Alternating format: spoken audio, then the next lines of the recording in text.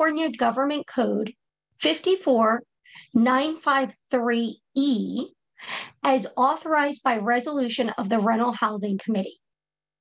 Please contact MV Rent at mountainview.gov to obtain a copy of the applicable resolution. All members of the Rental Housing Committee will participate in the meeting by video conference with no physical meeting location. Members of the public wishing to observe the meeting live may do so at mountainview.legistar.com, on YouTube at mountainview.gov/YouTube, and on Comcast Channel 26. As noted on the meeting agenda, members of the public may provide oral public comments during the public comment period for an item by signing up at mountainview.gov/meeting and entering webinar ID 937-7306-8363, or by phone by dialing 669-900-9128 and entering webinar ID 937-7306-8363. Any emails received by 5 p.m. today were forwarded to the Rental Housing Committee. Emails received after 5 p.m. will not be read during the meeting, but will be entered into the record for the meeting. Now, one thing to note tonight is we actually have interpretation services. So if you would like to listen to the meeting in Spanish, we have a Spanish channel. You'd want to click the little globe at the bottom of your screen, sometimes also under the More button, and it has an option listen in, and you can do original audio, English or Spanish. We just wanted to let everyone know that's out there. This meeting is now called to order at 7:04 p.m. Now we will proceed with roll call. All right, thank you. So we'll start with Committee Member Grunwald. Here. Committee Member Pardo Dezella is not here. Committee Member Rosas is not here. Committee Member Almond. Here. Vice Chair Ramos. Present. Chair Haynes-Livesay. Present. Thank you. Thank you. Okay, we will now move to agenda item 3, which is our consent calendar. And these items will be approved by one motion unless any member of the committee wishes to remove an item for discussion. The purpose of the consent calendar is for the committee to efficiently and quickly consider routine or administrative business items with one motion. Although committee members may remove items, it is generally not intended for the committee to have a lengthy, substantive discussion on the consent calendar items. Would any member of the committee like to pull an item?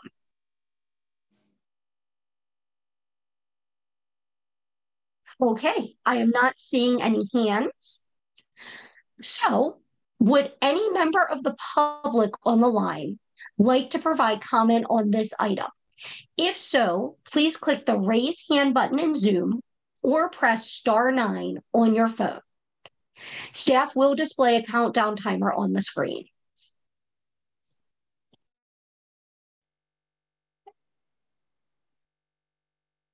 Okay, I'm not seeing any hands, so I will now bring the item back to the committee for action.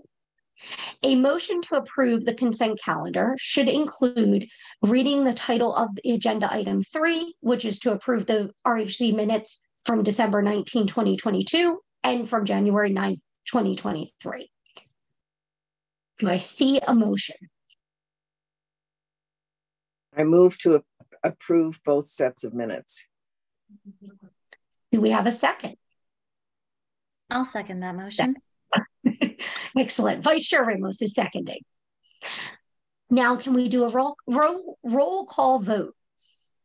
As we'll begin with Committee Member Grunwald, Aye. Committee Member Almond, Aye. Vice Chair Ramos, Aye. Chair Haynes Livesay, Aye. and I see Committee Member Rosas has joined us. I think I abstained, right? Okay, Well, since I was a little late, so are we just talking about the approved minutes from the last meeting? correct. Okay.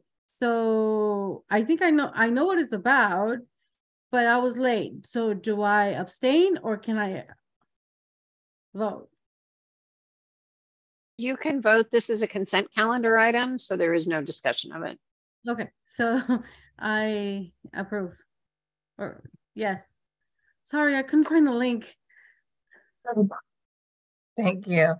The motion is approved unanimously. We will now open the meeting for oral communications from the public. This portion of the meeting is reserved for persons wishing to address the committee on any matter not on the agenda. Speakers are allowed to speak on any topic for up to 3 minutes during this section. State law prohibits the committee from acting on non-agenda items. Would any member of the public on the line like to provide comment on non-agenda items? If so, please click the raise hand button in Zoom or press *9 on your phone. Staff will display a countdown timer on the screen.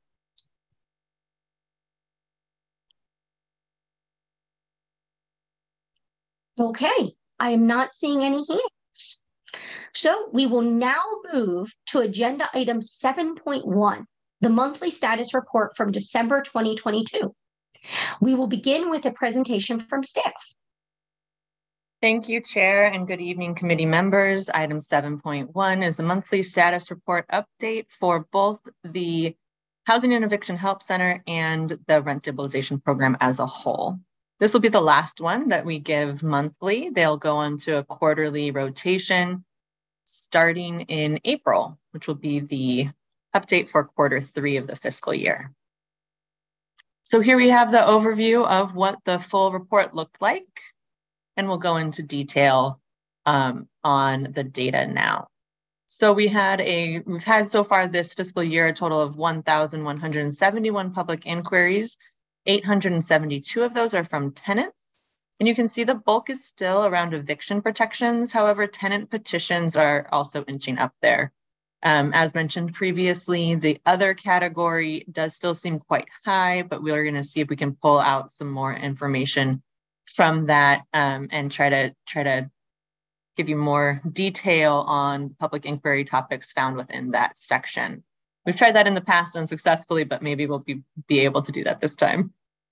We've had bilingual services be 316 of those inquiries, which represents 26% of all inquiries, well above the 13% of the population in Mountain View. So we are happy to see that our ability to reach the communities that might need our assistance the most is still working.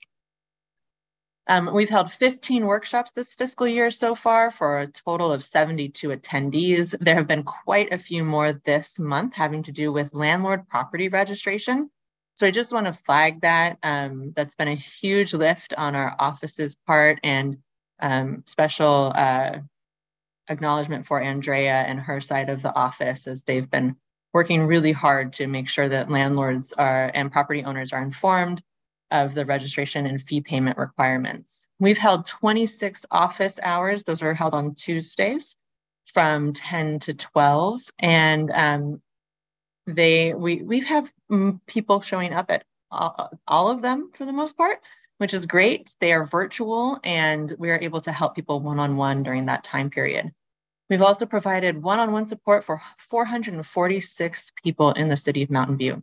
We've held 44 Eviction Help Center clinics, and there have been 1,700 attendees and people reached during our outreach events. So that includes going out into the community and doing outreach at some of our community partners, like Community Services Agency of Mountain View and Los Altos, and some of the school districts and school sites, plus places like Chalk and their preschool distribution site for diapers. So we do that pretty regularly, and we're able to reach community members there. We've had 9 mass mailings that have reached 600, and we've reached 683 different people with targeted letters. These also include mailings to property owners about how to register their property. We've had 33 email updates this year, and we have about 1,100 subscribers. So as you can see, that's ticked up substantially. And we've had 8 MV voice ads through the month of December. For the mediation program, as you know, the Mountain View Mediation Program provides assistance to the rent stabilization program and helps with coordinating mediation and conciliation services for landlords and tenants in Mountain View. This significantly reduces the number of petitions that people file with our office. And so far, there have been 57 mediations and conciliations through the month of December, reaching a resolution in 35 of those, with 21 still pending and 1 unresolved. For noticing requirements, 163 banked rent increase notices have been filed through the portal, 533 termination notices. We've had 0 tenant buyout notices filed and 0 additional occupant notices.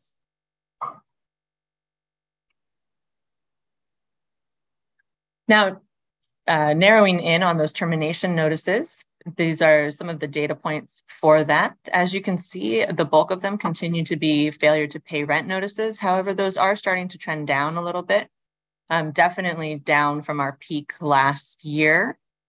We have a few more at-fault notices and a few more no-fault notices over the course of the past year, but again, not much happening in Q2 of the fiscal year for no fault notices. And for at-fault notices, we've had a few breaches of lease, but trending pretty much consistently, averaging out to what we normally expect and anticipate there. For tenant relocation assistance, there have been no properties that have gone into redevelopment this calendar year. No units have been affected, and only 3 households have received assistance because there just isn't anything being redeveloped currently. And as far as petitions, we have had an uptick in petitions. This year, there have been quite a few more tenant petitions being filed. We've also had some inquiries about landlord petitions, MNOI petitions specifically. So we'll see how that trend continues throughout the rest of the year. We anticipate that there will continue to be an increase in tenant petitions as we move forward, and probably in landlord petitions as well, as we move forward with the capital improvement petition process becoming more well-known and online. For market conditions, the vacancy rates are pretty stable right now, starting to stabilize. We anticipate a decline back down below the 5% threshold. Right now we're at 5.2%. And again, this is through CoStar. CoStar is a aggregation of the market that is not something that we as staff control. You can see that there are obviously some newly built units coming online as that percentage has bumped up again. And the vacancy rate for all units across all types of buildings is about 9%. For fully covered units, the average asking rate is $2,631 and has pretty much recovered since COVID, as you can see there. For fully covered units, property sales are relatively flat this fiscal year. We've had 47 units sold for a total of 5 buildings. There's only 2 properties on the market for 17 units available. Before I move on to the Housing and Eviction Help Center update, are there any questions from the RHC about the data in this report this month?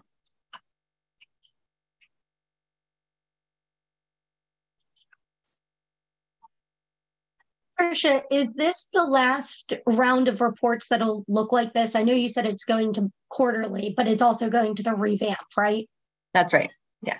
So it'll have all of the data that you've requested put in there. It will look different, and we'll be moving forward with some of those changes. Excellent. And if we're unable to capture all of them in April, they will definitely be captured in the new fiscal year as well. Awesome. So for the Housing and Eviction Help Center, we've taken the back off of this report because we record all of that outreach information that used to be on the back of this in the rent stabilization program information. So it's just the front side now, and it's only details about the Housing and Eviction Help Center. And as you can see here, we've had 10 clinics through the month of December, and we've reached 130 community members through that, 128 tenants and 2 property owners. Since the start of the Housing and Eviction Help Center, we've reached a total of 962 clients. So I just wanted to keep that on the running tally on this report, so you can see all of the people that have come through the Help Center on our Tuesdays and Thursdays. It's pretty around our, well, Tuesdays and Thursdays at one point, and now just Thursdays on the first and third Thursday of the month. We'll go into the demographics really quickly. So 74% of our clients speak a primary language other than English and require translations assistance. And right now, the bulk of that is Spanish speaking. 64% of us heard about the Housing and Eviction Help Center through community members. The majority of households have 3 or more people living in them. 72% of our households have 3 or more people living in them. And the majority of those 61% of them live on an average annual household income of less than $35,000. So that is below the 30% area median income for the county. And again, that's with 3 people in the household. 58% of people who've come to the Housing and Eviction Help Center this past fiscal year have applied for CSA's rent relief programs, including the city's rent relief program. And they've received on average 2.8 months of assistance. That number has ticked up a little bit, actually. 38% of the people who come to see us have received termination notices and are behind on average by 3.2 months of rent. So we're almost starting to see parity in what people are receiving from assistance programs and how much they're behind on rent. And 30 of our clients have requested and received legal assistance at the Housing and Eviction Help Center. And that concludes the update for the Housing and Eviction Help Center. Does anyone have any questions about the data there?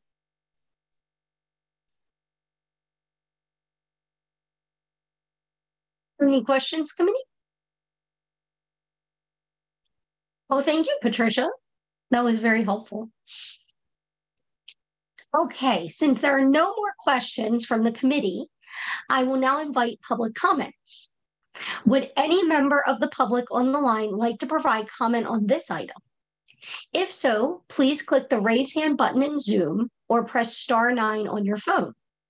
Staff will display a countdown timer on the screen.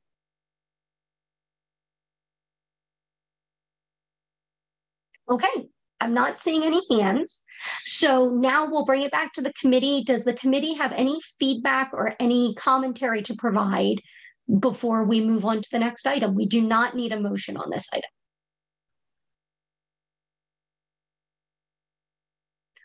Vice Chair Ramos. I guess this will probably be my last time to say this, but thank you so much, staff, for your work on all these reports. They're really informative, and I always look back to them for other things and information about how Mountain View is really leading on a whole bunch of things, and that's through your department, and that's through the work of our staff. So thank you so much. These have been very useful. I look forward to seeing them quarterly. Thank you, and I would agree. I think it's also my last meeting, and I really do appreciate everything the staff has done. And I really would like to stay on the mailing list so that I can see the one when it comes out quarterly in April. I'm kind of excited to see the revamp, even if I don't get to see it in a meeting. All right, friends. Well, if there are no other comments, we will now move to agenda item 7.2, which is our study session around rent and the treatment of utilities in the CSFRA and ratio utility billing systems. We will begin with a presentation from staff. Thank you, Chair Haynes and Rental Housing Committee members. Today we're starting off this item in the Rental Housing Committee that will probably be followed in the coming months to try and come to a resolution that would work and then a solution that would work for both the landlords and the tenants in Mountain View.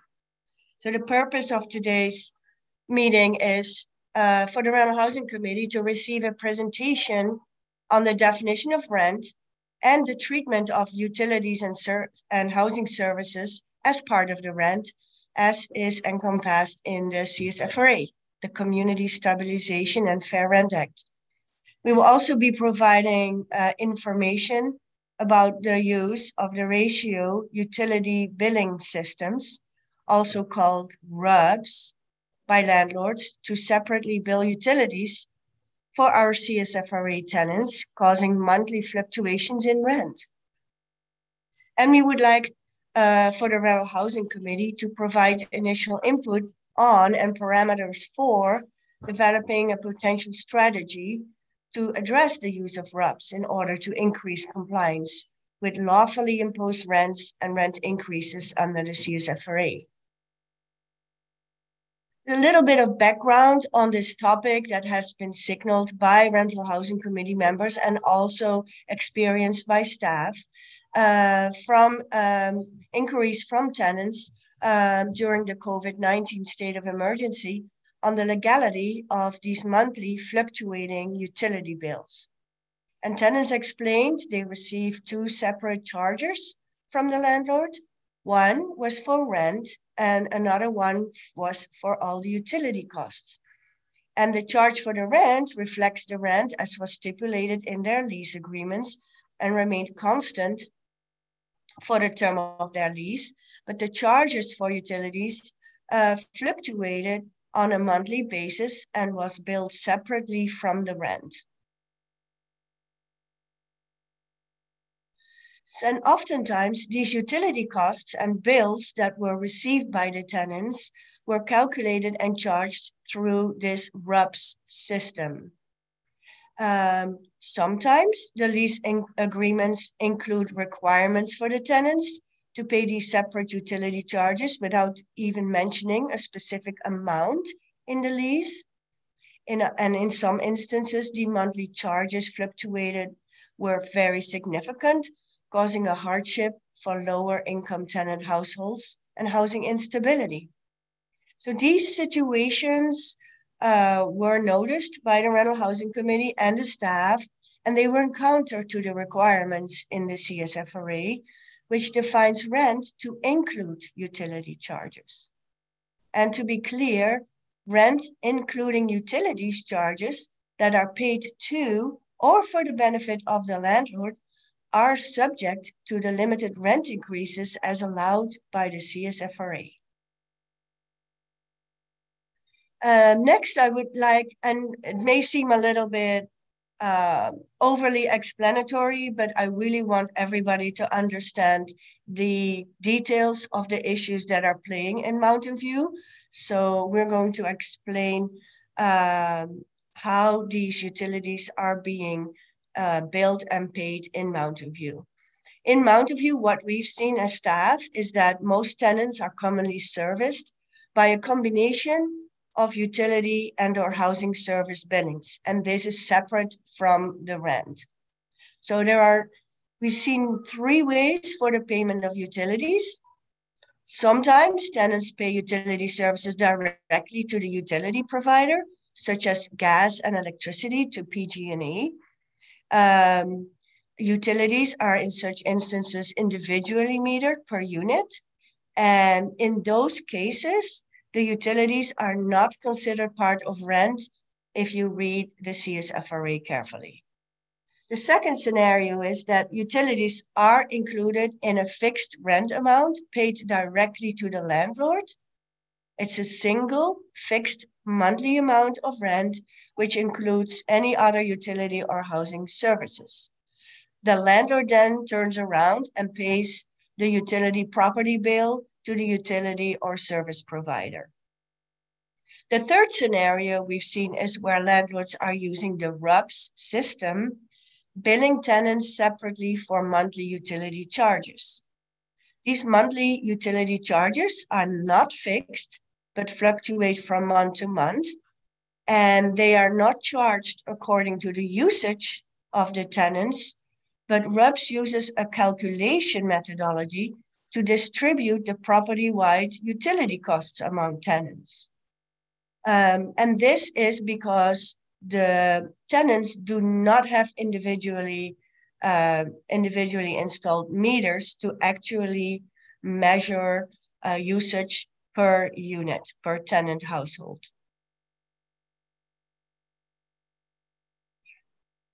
So when tenants receive a RUBS bill, this can be sent either by the landlord directly or by a third-party service provider. In Mountain View, we see that Conservice is used quite a bit. This RUBS vendor usually includes a billing system where they bill directly to the tenant and calculate a methodology for allocating these property-wide utility costs. It's in fact a well-established national industry practice, especially, as I mentioned, where no sub-meters or individual meters are installed. But these monthly fluctuations of utility costs can run counter to the requirements of the CSFRA.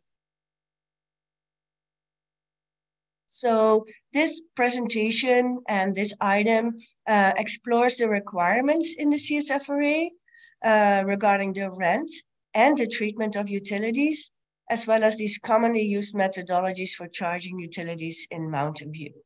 And it's intended as a starting point for a discussion on potential strategies to address these current issues related to the use of RUBS and largely arising out of the questions that have been posed by tenants. So going back to the CSFRA, for us to understand how utilities need to be treated, we have to look at the definition of rent. And the CSFRA's definition of rent states that all periodic payments and all non-monetary considerations for the benefit or to the landlord, including all payments and consideration for parking, utility charges, pets, furniture, are considered rent. The CSFRA also defines utility charges. It says any charges for gas, electricity, water, garbage, sewer, telephone, cable, internet, or other services relating to the use and occupancy of a rental unit. And the third definition on the next page, we have to look at housing services because those are also included in the definition of rent, and that also mentions the utility services.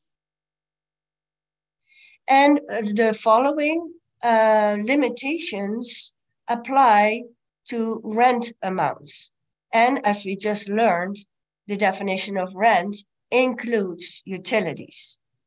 And the limitations on rent increases are the annual general adjustment of rent can only increase once a year with 100% of the consumer price index, or CPI, as we say, from the Bay Area region, or those imposed allowed to the petition for upward adjustment of rent.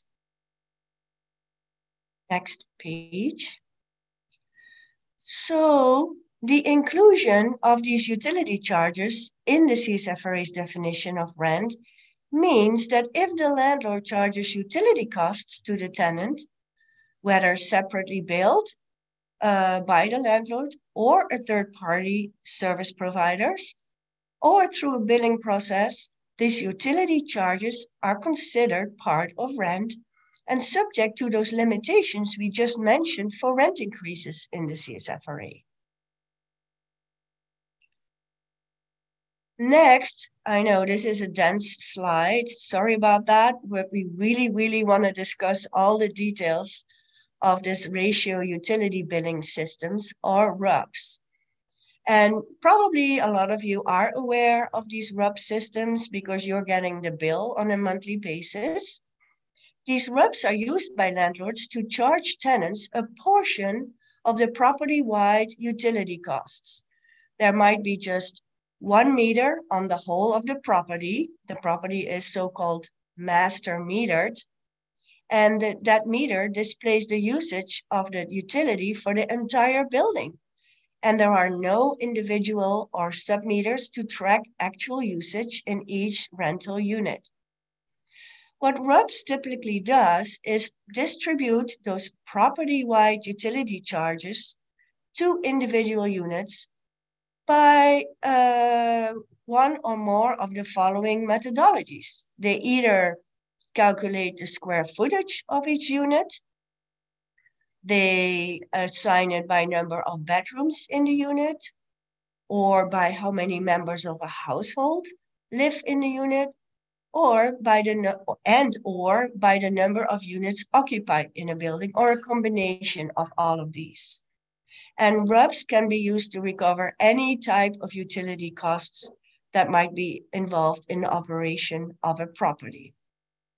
And because the total usage of a building varies from month to month, the bills charged through RUBS are also variable from month to month. As we mentioned before, there were some landlords use a third-party service provider, just like Conservice, to provide those RUBS services to the landlord and charge them, bill the property utility charges to the tenants. So what we've learned so far is that RUBS causes the monthly utility charges to go up and down. And that is considered a monthly change of rent because we've just learned that utilities are part of rent. And the CSFRA only allows rent increases one time per 12 months, and that rent increase needs to be limited to the AGA. So therefore, RUBS can be inconsistent with the CSFRA if there are big fluctuations up and down. What we also noticed is that many landlords continue to use this RUBS system after the effective date and implementation of the CSFRA, resulting in confusion amongst landlords and tenants about the legality of these RUBS utility charges, and misunderstandings about the calculation of base rent upon which the annual general adjustment of rent can be calculated.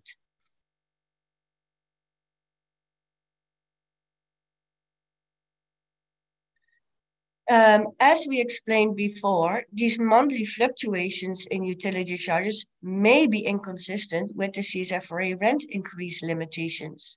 For instance, in this year, the AGA was set at 5%, and we have seen instances where utility charges were fluctuating in excess of that 5%. And even if the CSFRA did permit more than one rent increase per 12 months, the use of RUBS would still be inconsistent with the CSFRA because these increases in monthly utility bills often exceeds the amount permitted by the established AGA. And they also seem to violate the noticing requirements in the CSFRA because there is no 30-day written notice provided to the tenants before an increased utility bill is sent to the tenants on a monthly basis. Most of the time, the tenants only see the utility bill when they receive the invoice at the time that they are supposed to be paying those utility bills.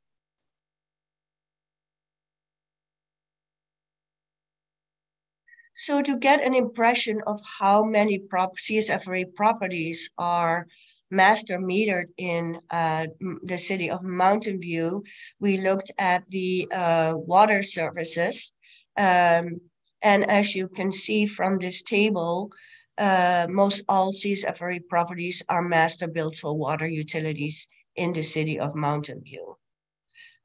We do not have equal numbers of master meter properties for all types of utilities, but this gives you an idea with regards to the water billing in Mountain View.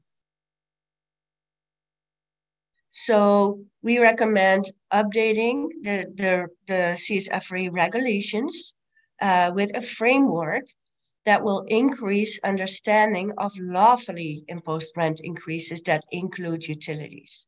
And regulations might also help tenants better understand that the total annual rental costs should include utility charges and are subject to rent increase limitations under the CSFRA.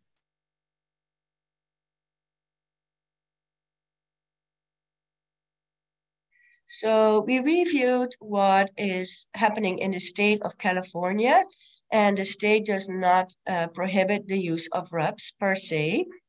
The California Public Utilities Commission reviewed the issue, and it determined that it lacks jurisdiction to regulate landlords' activity regarding utility billing of tenants. But submetering allows tenants to be individually billed for actual utility usage, and the state did adopt a Senate Bill number 7 that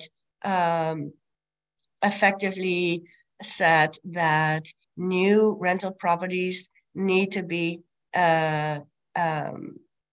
included with individually meters for each unit, so that tenants can be individually billed for actual utility usage.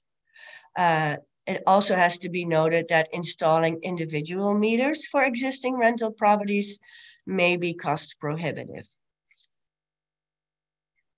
We also looked at other rent stabilized cities on what and how they dealt with the RUBS methodology of charging utilities. As you can see, there is a variation of how cities have treated RUBS billing. You see 4 cities that allow RUBS billing, sometimes with parameters, and 8 cities do not allow RUBS billing, and determine that utilities are part of rent and equally subject to rent increase limitations as the rest of the rent is. If you have access to your memo, we have an extensive attachment to review more details of what each jurisdiction has in place. Always a good learning factor if you try to understand and develop regulations to address the problem in Mountain View. So what we've learned is that utility charges for most of the part are part of the definition of rent and subject to the rent increase limitations in the CSFRA.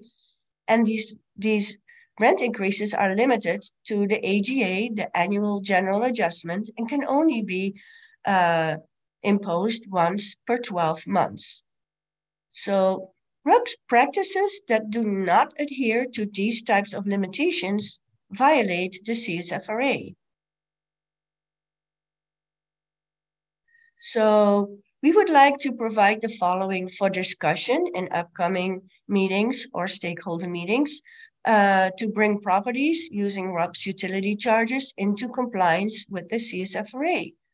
First, we would like to recommend to develop regulations to clarify that utility charges passed through to the tenants are subject to the CSFRA rent increase limitations, and that these maximum monthly utility costs must be included in the lease and are considered part of base rent for purposes of calculating the AGA. Second, we would like to discuss options with the Rental Housing Committee and stakeholders to bring non-compliant practices into compliance. And we have listed here a couple of options that we've seen in other jurisdictions that would work under the definition of rent in the CSFRA. So one option would be allow a one-time rent adjustment when non-compliant RUBs or similar methodologies are used by calculating what the average charged utilities costs were over the past 12 months, or the lesser of the sum of the Santa Clara County Housing Authority utility allowances. And then include certain parameters in regulations, such as excluding the pass-through amounts for common areas.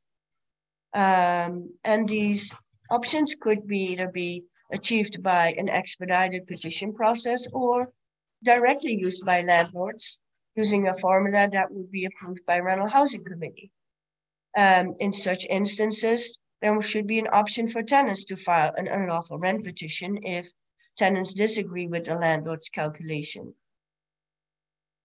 In those cases, if the landlord's utility costs increase at a rate greater than the AGA, the landlord is allowed to file an M&OI petition, so he would be able to get a higher increase in his rent and comply with the CSFRA.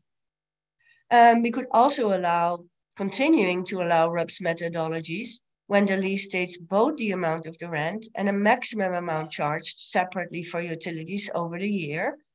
And the separate utility costs can still vary, but not over the maximum amount as stated in the lease. And again, certain parameters could be included, such as a certain percentage of common area utility costs be excluded. And these are just a couple of options that we have flagged, but there might be other options that the Rental Housing Committee will direct staff to explore, or that we might encounter in upcoming stakeholder meetings, if applicable. So we would like to provide the following recommendations: is to provide initial input on and the parameters for developing a potential strategy to address the use of RUBs, organize public outreach meetings to receive stakeholder input, and then return in a subsequent Rental Housing Committee meeting with stakeholder input and receive further guidance from the Rental Housing Committee for potential strategies, and then return to the Rental Housing Committee in a subsequent meeting with detailed options in accordance with the Rental Housing Committee recommendations, hopefully by June 2023. This is the end of the presentation. Happy to answer any questions you may have. Thanks, Chair Reynolds. So I'm looking at the numbers of how many units are master metered versus not. So where is this chart? I'm pulling it up on my laptop as well. First table, yeah, here. There we go. So not many units. It's about like it's like less than 10% of the units, or if you look at the total number of CSFRA units, which is around 15,000 and 14,467 plus the 45 with multiple master meters, you pretty much get close to 100% being met. Okay. So it is pretty much most of it. Do we know where the barriers for it to not be master metered? To have the cost, the cost of installing individual meters per unit. Is that something that could be covered under a capital improvement petition? Definitely. Okay. Are there any barriers to that? Well, we just adopted capital improvement petition process a couple of months ago, and there are very specific rules of what percentage of the total cost can be submitted for capital improvement petition and how much can be calculated to be passed through to the tenants. So there are certain limitations on that. Okay, thank you.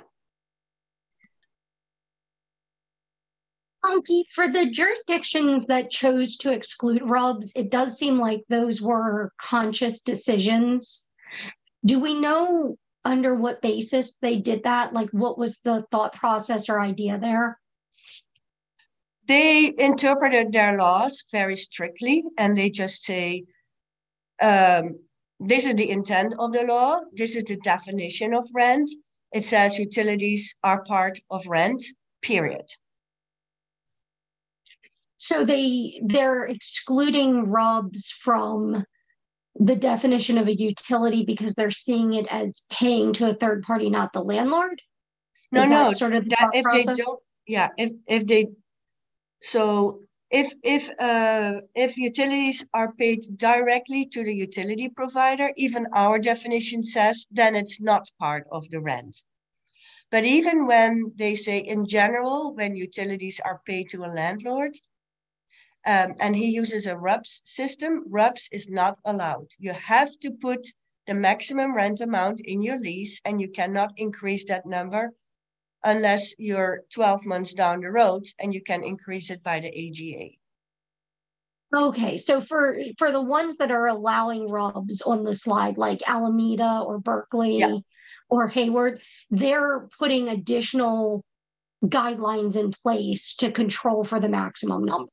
So they are making exemptions from the general rule that utilities are included in rent, and then they define under what condition these RUBS systems are allowed. Okay, so they're treating them as quasi third party. I think it sounds like maybe that you may see it that way. Okay, perfect. I think Committee Member Grunwald had his hand up next.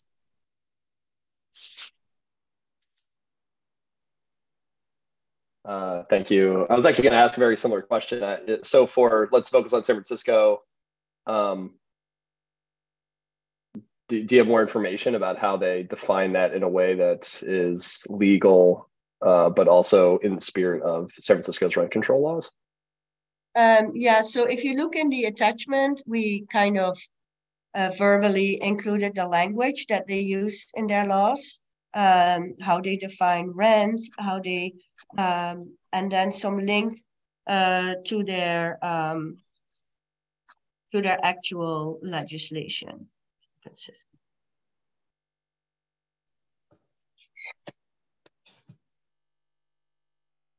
Like one of the parameters they say is you have to say in the lease that you are using RUBS. You cannot just use RUBS and there is no further parameter for that in San Francisco.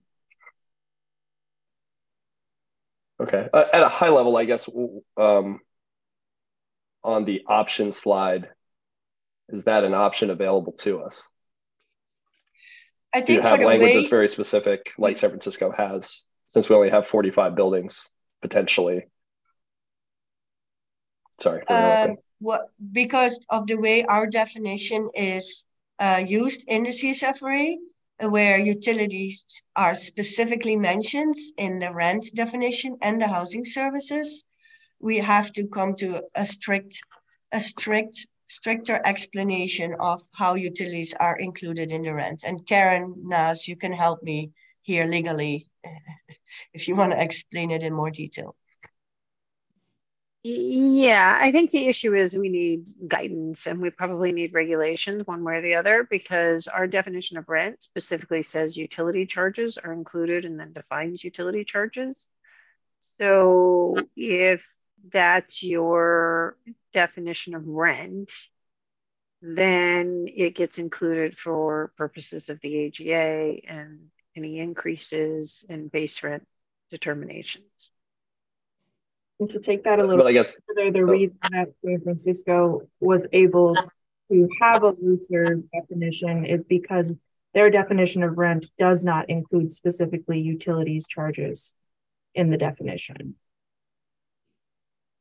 Got it. And so how do we in our definition of utility charges, how are we excluding charges that go directly to PG&E or that are paid directly to the vendor?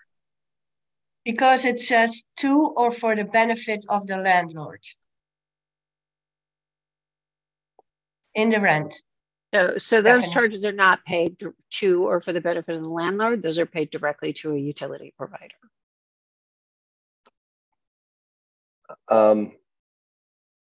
So for something like rent insurance, where the landlord requires that in the lease, and the landlord requires in the lease and our leases that the utilities need to be paid and they need to be on, I guess. Could that be interpreted as to the benefit? I guess what I'm saying is like seems like we're making a judgment call there that this language that's not to the benefit of the landlord. We're making a judgment call that if you pay directly to PG&E, it's not a benefit to the landlord, but in otherwise it is. And I feel like there are other similar utilities or requirements that a landlord might have in a lease that are benefit the landlord that they're requiring you to pay. We're not having a similar requirement. So the rent but those would be part of rent. If they're required to be paid to the landlord as part of the lease, then they're rent. Right. But I mean, sorry, and again for RUBS, I'm just trying to understand. Like RUBS is paid to a third party that potentially the landlord that does the paying of the bill for the landlord in some cases. It's the landlord's vendor. Yeah. So the landlord hires a vendor, so it's for the benefit of the landlord. Then the landlord has to turn around, and then the landlord pays the utility provider. Yeah, so they're acting in the capacity of the authorized agent. So it's like them having a management company for the utilities. And you wouldn't say that just because you're paying to the management company your rent, that it's not for the benefit of the landlord. It's the same thing with the utilities. This is a management company that collects the funds from the tenants and then gives it to the landlord, and the landlord pays the utilities. I see. I guess my question is, it's tough for me to discern where we're making that interpretation versus where we feel like we are beholden to the text of the CSFRA, because that if San Francisco has, or other jurisdictions, maybe San Francisco's definition is unique, as you said, that they don't specifically say utilities because their law was written 50 years ago and did not include that at the time. I think what's not presented in the deck right now is the option that if any other jurisdiction has excluded this small number of buildings or users, right, in a way that has redefined or just said it's unreasonable. If the committee has said it's unreasonable to hold, if they found it unreasonable to have this small number of buildings be controlled in such a manner that there's too much overhead, then is there any other option, right, to interpret the legal wording of the CSFRA, say that it's reasonable to split utilities when there is just one meter for an entire building? I think member, can clarify something with you? Master metered means that there's one meter and there's not sub metering, so the tenants cannot be charged individually for their actual usage. So this would control a majority. These regulations would cover a majority of the buildings, as Anki said, almost 100% of CSFRA units, not a small portion of them. Correct. Yeah, so looking at this chart here, what it's saying is that 642 properties have master metered water. And on top of that, there are 45 properties that have multiple master meters on them. Does that clarification help? Well, yeah, actually that makes me, I guess it makes me more concerned. I think I misinterpreted what was said in as part of the last answer to the question. I guess maybe to committee member Ramos, is that what you were expecting, that it's actually almost 100% coverage of buildings that would be affected. Well, sorry, not by Let me RUBS, put it I this guess. way. Like RUBS is, how many would RUBS affect? No, we don't know how many don't buildings use RUBS, but we do know that most all of our CSFRA buildings are not do not possess individual meters per unit, and they're all master metered, which means they could be using RUBS or not, but we don't know exactly how many properties are using RUBS. Right, but if they're not separately metered, then the tenant cannot pay for the utilities directly to the utility provider. Right. So that's where the options that Anki went through, you know, the landlord can just include the utilities as part of rent. So when you calculate the rent, when a tenant moves in, you calculate the rent to cover all your costs, including your estimate of utilities. Or some landlords will use a RUBS system, where the tenants are charged some proportion of the total utility bill based on a formula that may or may not reflect actual usage. And it's when it's in the RUBS and the amount changes every month that it's problematic.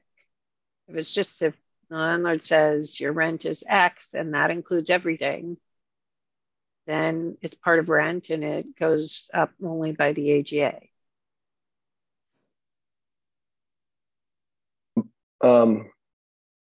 But utilities, well, sorry, some utilities are pretty reliable month over month. Your internet bill, right? And that may be organized at the building level, and they have a contract with Comcast, and it's easy to plan for that year over year.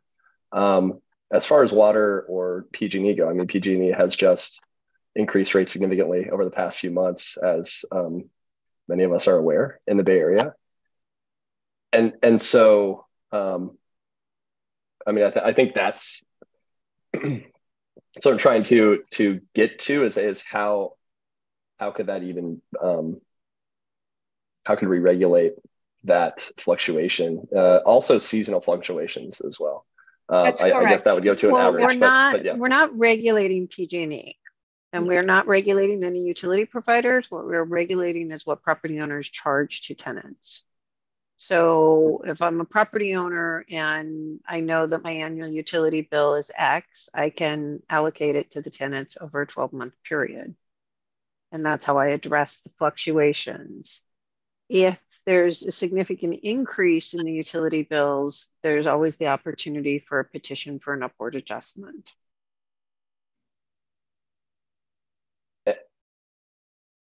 And currently, I guess to go back to what San Francisco is doing, so not just specifically RUBS. So in the table on the other slide, you had a table just for whether they exclude RUBS.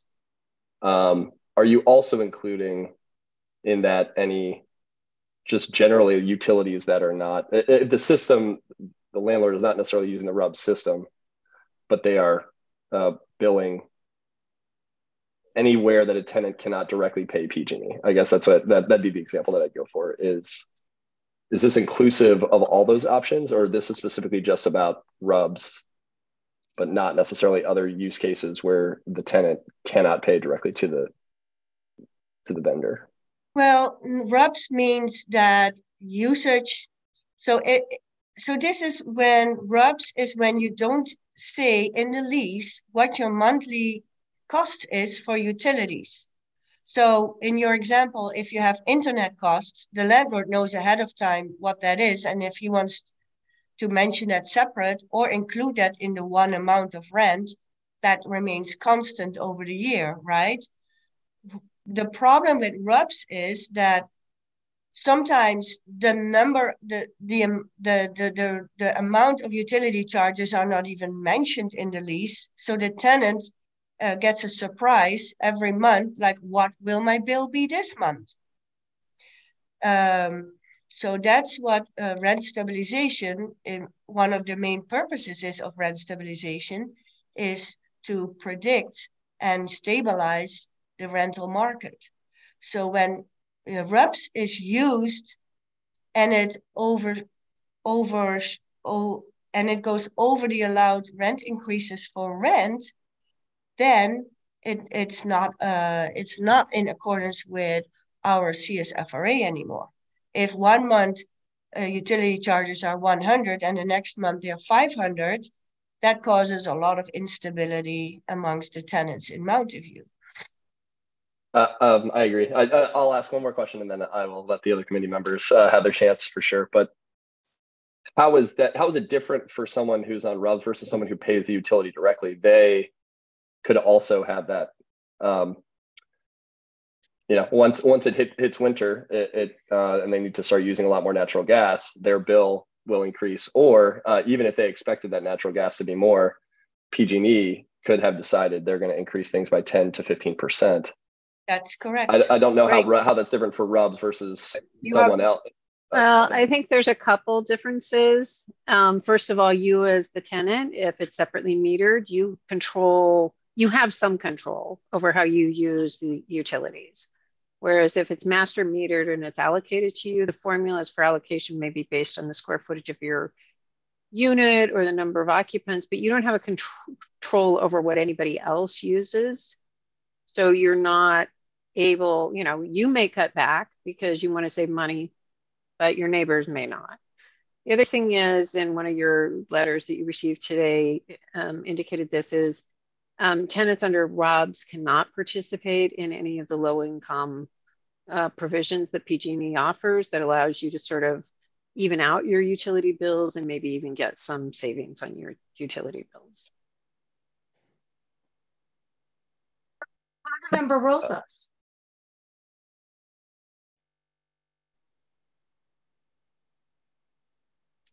We can't hear you. You're on mute. Okay, thank you guys. Thank you for being patient with me. So I think you answered one of my questions that I had, which was, is there a way for the tenant to verify how much the meter read for that particular month for that particular meter, right? So I think you said no to that one. So my next question is, do we know how long has Conservance been utilized by landlords? And is there a way for the landlord to ask City Council for help in costs if they would choose to do a conversion? So you may not have answers to those, but I just wanted to know if we have dabbed into. Yeah, so no, we don't know how long Conservice has been used. Using the RUBS system per se has been an established practice in the rental business, so that is not a new concept. And we also explained that if a landlord wants to install individual meters and wants to ask for help, I think that's what you mean by asking for help, is they can file a capital improvement petition if they want to install individual meters, or if they feel that the allowed rent increase is not enough to cover the net operating income of the building, they can file an MNOI petition as well. Okay, so I just want, I guess if you can just clarify for me, and please excuse my ignorance. So the capital improvement, can that be passed on to the tenant? Yeah, so the system that the Rental Housing Committee adopted is that a certain percentage of your capital improvement costs can be submitted in a petition, and then it will be calculated how much will be used to increase the rent of the tenants with certain limitations. Yeah, I see that. Okay, sounds good. So thank you for the clarification. Yeah. Oops. I also wanted to mention that one of the options that we're bringing to the committee for potential consideration, or the options that we have here are also looking at potentially a one-time rent adjustment for properties that are not in compliance. There are options here that we do not have in regulations yet that we're bringing potentially to you to consider regulations for some of those cost recovery mechanisms.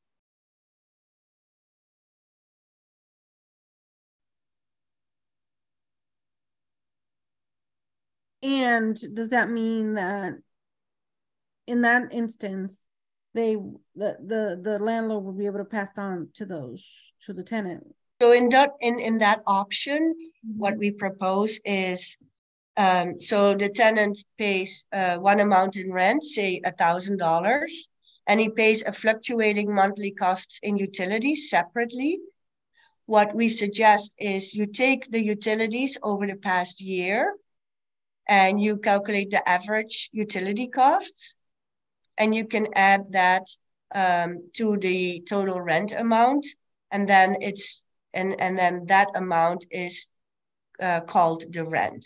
And then the AGA and the once per year rent increase is applicable to that total amount. So it's not that the rent tenant will pay more. That's already what they paid average over the past year. But it makes it clearer in the lease agreement what that amount is and how it can be increased from year to year. Does then in turn mean that it could have the potential to go above the 5% increase? No, it just means it's always limited to the AGA. Okay. Just putting the limit of not going over what we had agreed. Mm-hmm. Okay, thanks.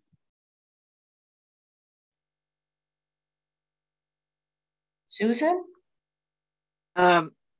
Well, I mean, looking at the other cities, we seem to be in good standing if we were to maintain what we have, because 3/4 of the cities don't allow for RUBS.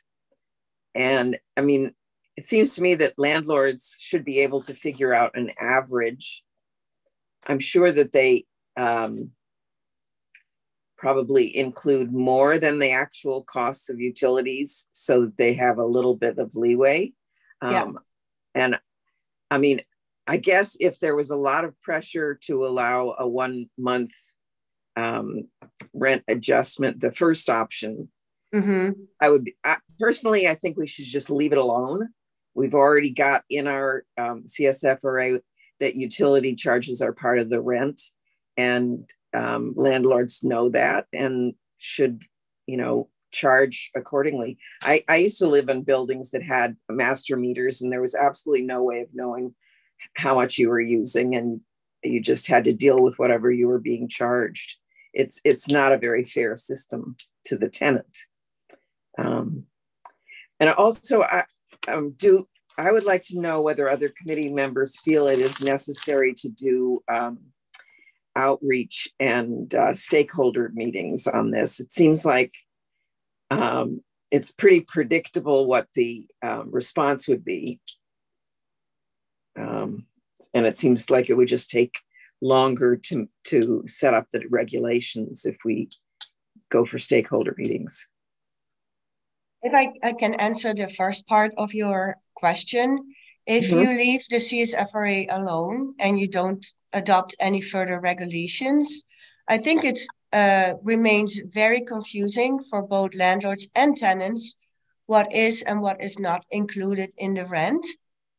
And we're depending on tenants then filing petitions if they think that the landlord is not charging the lawful rent under the CSFRA. So you will get case-by-case situations where tenants feel brave enough to file a petition and regulate their own individual case through a petition. But that leaves unclear for the rest of the tenants on how to deal with these charges. That's a very good point. Mm-hmm. So we should clarify what utility charges are. Mm-hmm. Mm-hmm. So that is if you look at like West Hollywood, it defines like in their regulations, utilities are part of rent and subject to the rent increase limitations. We're not making any exemptions for RUBS or whatever, and you just need to fold into compliance with what our law is. And then others have a more nuanced approach where we say, okay, in certain instances, we could allow RUBS as long as the tenant knows the maximum amount of rent, including utilities. And if monthly utility charges fluctuate because you're using a RUP system, as long as that never goes over that amount that is set in the lease, say I'm charging $1,000 rent and I'm charging $100 utilities per month for the coming year, those utility charges can never go over $100. They can still fluctuate under that number, but never over that number. Yeah, I like that. I like that. So that's one of the options that we are explaining in the memo. I like the West Hollywood model. I think it makes it very clear. But I'd be interested in what the others think. Are we still in questions or commentary? I lost the internet for a little bit. I think we're still in questions. Okay.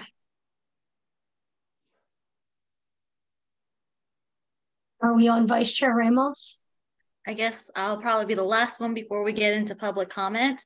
I guess the question is, what do we hope to hear from the stakeholder groups that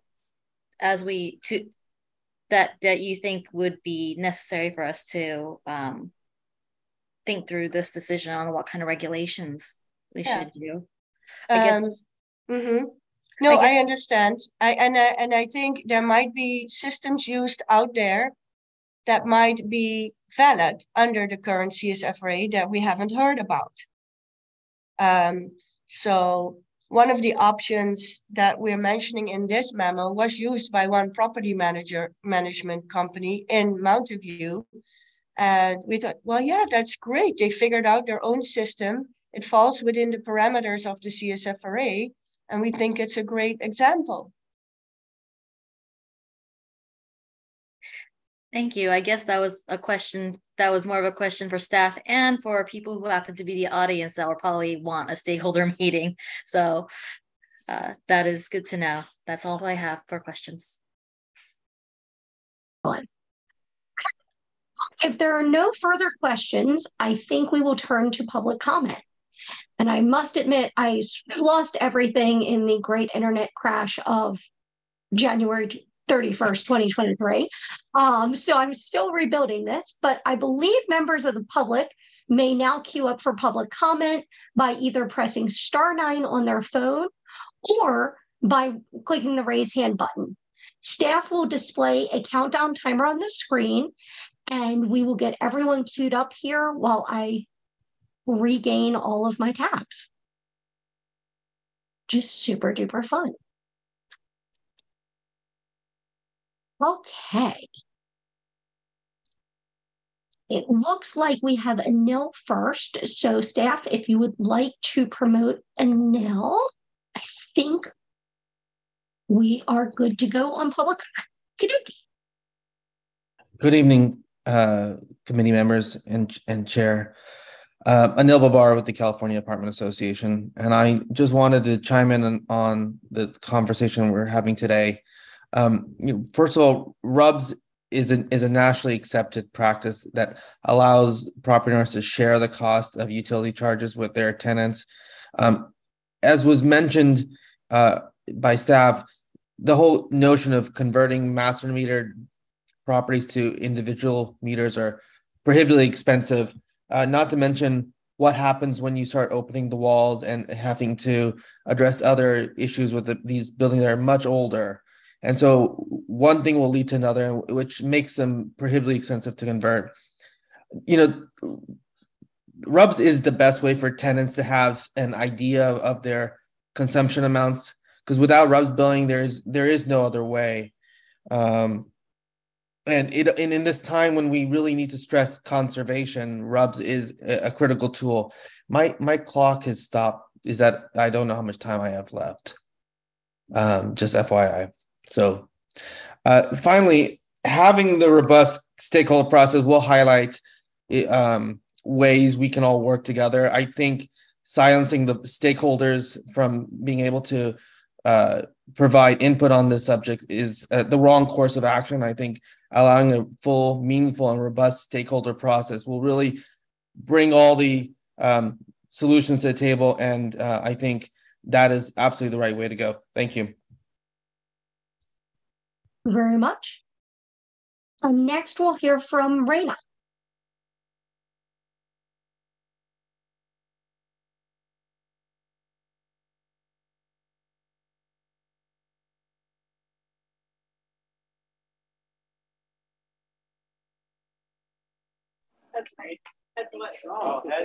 Hola, buenas noches, ¿sí me escuchan? Ok. Sí, mi comentario es de, si uno entra, pues yo soy inquilina por varios años y he estado aplicando en varios apartamentos. Entonces, hay apartamentos en los que dicen, vamos, aquí se pagan utilidades, que quiere decir que es la basura, el sewer y el agua. En otros apartamentos que hemos ido han sido que nosotros pagamos, ustedes pagan las utilidades, que son el agua. Me refiero al agua y la basura. Pero ellos a unos apartamentos nos dicen cierta cantidad, en otros apartamentos nos dicen más o menos esto, pero finalmente ellos nunca enseñan una página en la que diga esto va a ser. La cantidad que se reciba en el mes es la cantidad que se va a dividir en todos los apartamentos. Es cuando tienen un medidor, como dijeron ustedes, un medidor maestro. Entonces, es muy incierto, pero hay veces que ya estamos en el punto que tenemos que salirnos del otro apartamento y tomamos ese apartamento, pero nosotros estamos apenas aprendiendo y nos dimos cuenta en ese tiempo de pandemia que teníamos este cobro que era muy alto, que tal vez no nos dábamos cuenta. Además, si es parte de la renta, cuando nosotros pedíamos ayuda al gobierno para poder pagar nuestra renta y hablaban con los dueños de las rentas, los dueños de la renta nunca dijeron, el agua es parte de la renta, así que el agua también tienen que pagárnoslo a nosotros. No. Conservice mandaba cartas amenazando que si no pagábamos el agua nos iban a desalojar. Entonces, esas cartas están y cobran, no todos cobran igual, no sé, o sea, deberíamos aprender más sobre, bueno, yo me refiero a Conservice porque es a quien pago y a quien he visto varias personas que pagan. Debemos aprender qué verdaderamente cobran, porque a mí me cobran 3 cosas y hay personas que les cobran hasta 4 o 5 cosas. Pero es como desglosar un recibo de cada mes, de cada cobro. No miro mi tiempo, así que no sé si ya terminé, todavía no. Pero a mí sí me gustaría seguir aprendiendo sobre este cobro. Claro que todo tiene que ser justo, pero para una familia de 5 personas, pero 3 de familia están en la escuela, están en colegio, 2 personas que trabajan todo el día solamente están por la mañana y durante la noche, es injusto pagar una cantidad de $200 mensuales por 2 personas. Es injusto para mí pagar cantidades iguales de una familia de 7 que están durante el día o que tienen niños pequeños que usan constantemente el baño o lavan trastes, a que solamente 2 personas estén en la mañana y por la noche cuando llegan del trabajo. Así que sí, me gustaría que siguieran hablando de esto para nosotros aprender más, tanto los dueños como los inquilinos. Quiero que todo sea justo. Gracias. Yes. Next, we'll hear from Ian.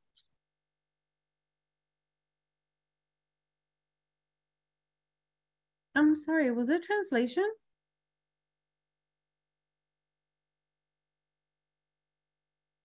Not, I think, for the committee.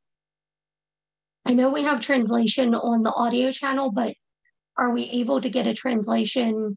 Do we have transcription so we can do a translation for the committee? Let me try. That would be amazing.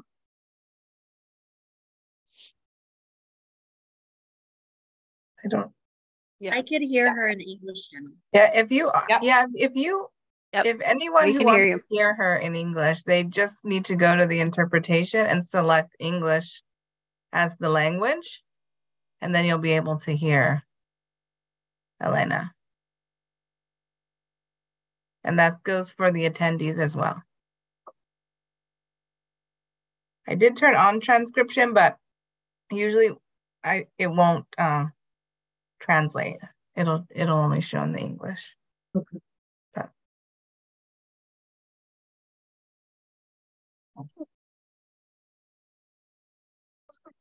for that clarification. I guess next we go to Ian.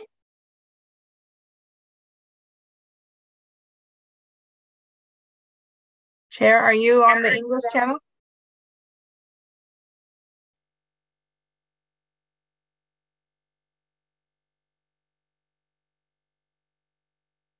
Can you hear us, Chair? Can you hear Elena? No. My internet's being really bad today. Okay. Yes, we can hear you, Elena. I'm in English. I can hear Elena.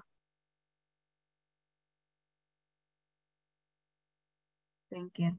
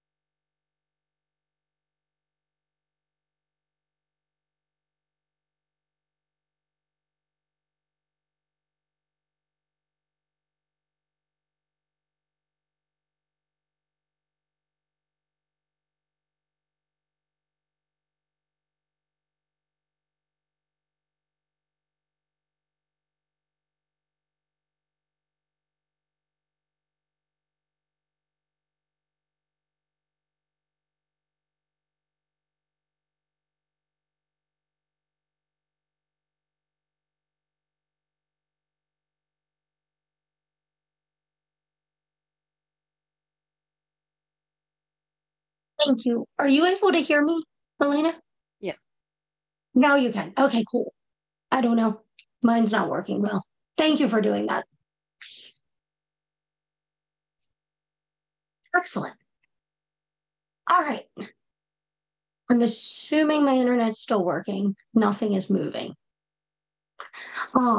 If you can hear me, I guess next we'll go to Ian for his comments.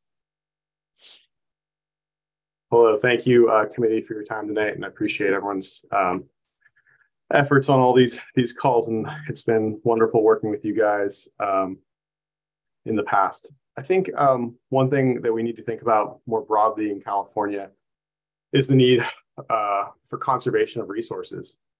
And so how as a committee can we help encourage conservation of water and, increasing recycling rates and increasing composting rates? And these are all things that are initiatives of the city of Mountain View and the state of California. By not passing along RUBS or utility charges to residents in buildings, you're not going to have a common goal of saving water, of diverting trash from landfill and into compost and into recycling cans. When these, when you don't feel the financial burden of taking an hour-long shower, what's the reason to take a 5-minute shower or to help save these resources? So I think it's really important, given the times we're in and the drought we've just come out of or are still in, that we find financial ways to make the tenants responsible or residents responsible for usage and coming together to conserve. And I feel like RUBS helps with that conservation. I think one thing that wasn't brought up is most landlords, when they have a RUBS program in place, they use a common area deduction, meaning they can never charge 100% of the full utility bill. They always back some out, be it 5% or 10% or 20%, depending on the building, so that the tenants are never charged more than the actual utility charges they're faced. Lastly, I think it's important to note that sewer charges in the city of Mountain View increased in excess of the AGA 4 out of the past 5 years. And these charges, if not passed along to the landlord, I guess could be rectified with a modified NOI request. Water last year went up 12% and trash went up 6%, all while AGA remained at 5%. So you have maybe the option to go to the city council and ask them to limit the increases that are passed along and cap those at AGA. Or maybe we could meet in some stakeholder meetings and we could talk about some other solutions to this. But I think that if we come together, we can find a solution for this. I appreciate your time tonight. Thank you very much. Thank you. And next we'll hear from Jay.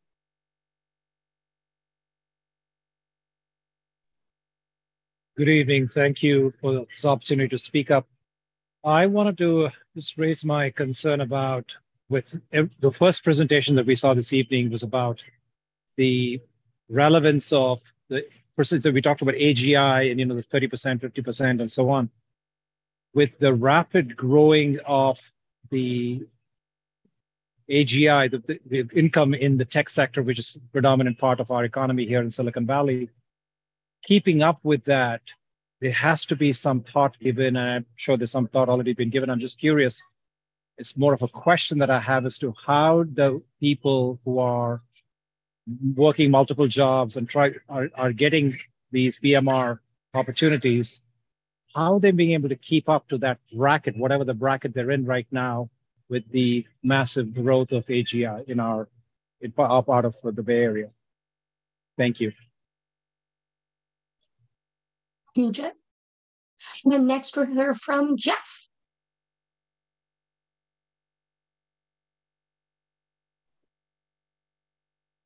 Yeah, good evening.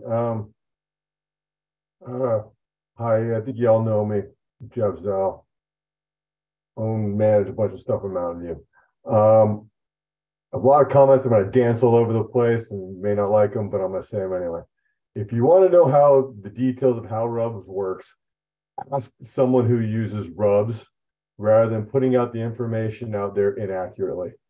No landlord adds leeway or cushions their numbers. That's inaccurate. That's gaslighting. There's specific formulas that we go by. And as Ian pointed out, there's common area deduction. So we're not even passing through 100% of the utilities. It's usually a deduction of 100%. So you maybe pass through somewhere between 80 to 90%, depending on the formula you opt for. Being anti-RUBS is anti-environment. It's anti-conservation. It's anti-climate change. Water conservation, trash conservation, recycling is effective through RUBS. In San Jose, before it was banned, RUBS, water usage dropped 15 to 25% throughout the buildings, and in some cases dropped 40% simply because of RUBS. As soon as it went away, water usage spiked right back up to where it used to be. There's no skin in the game, and guess what happens? The tenants use as much as they want to use. They don't care at that point. Installing sub-meters, virtually impossible in the older buildings, especially with shared meters, mostly because to do it, you have to actually divide the piping in the walls. It's not just putting a sub-meter outside the thing, calling it a day. You got to chop open all the units, divide the piping in the walls to make it work. This is not as simple as like, oh, we can do this and do a pass through. And I think knowledge is power in this point, and you got to understand that before you make comments to those regards. long-term effects based on banning of rubs, just so you guys know. The water consumption will go back up. Yeah, we've had some rain, but we're still in a drought. We probably will be for a foreseeable future. And if you ban rubs, you're basically anti-conservation, period. There's no gray area. The second thing to know is that when rubs is gone, it's easy, based on, landlords will look for the least number of occupants going into every unit. It means we're not going to go by families because the rubs calculations was based on a number of people. Without rubs, you look for the fewest number of people because that's the fewest amount of water actually being used and the fewest amount of services being used. So think of that when you consider long-term conservation and the number of people in the units. Thanks.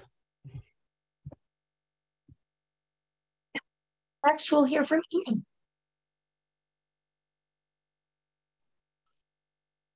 Hello.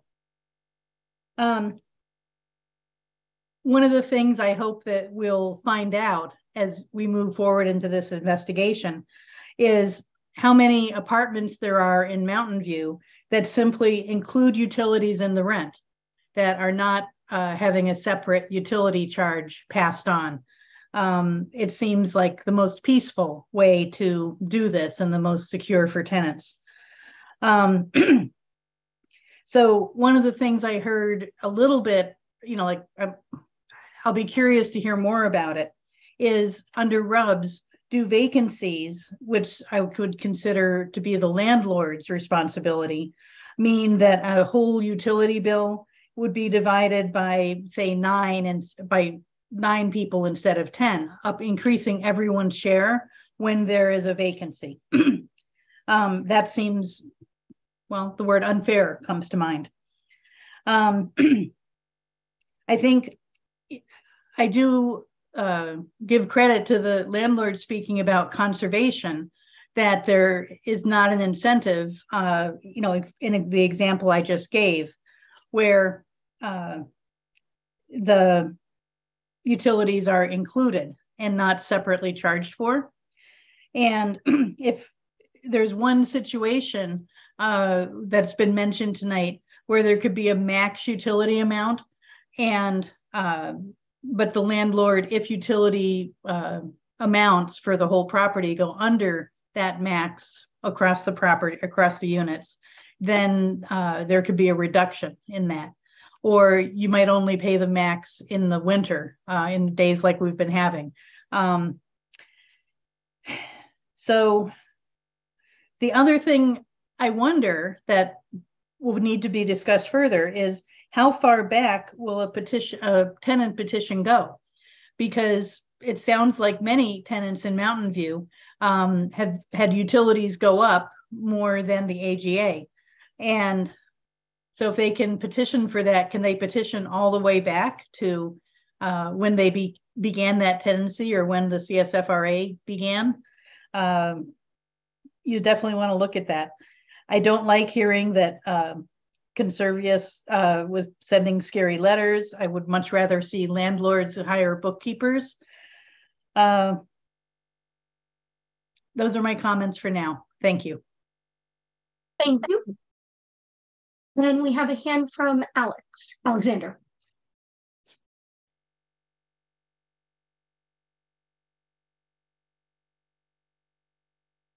Well, you could probably guess what I'm going to say. The law is explicit. It's clear. There's a pretty obvious interpretation, and it is the job of the RHC to implement regulations to both enact the spirit of and the letter of the CSFRA. So it seems like what staff has offered, what council has said is the right move, and what I hope you guys will do. And maybe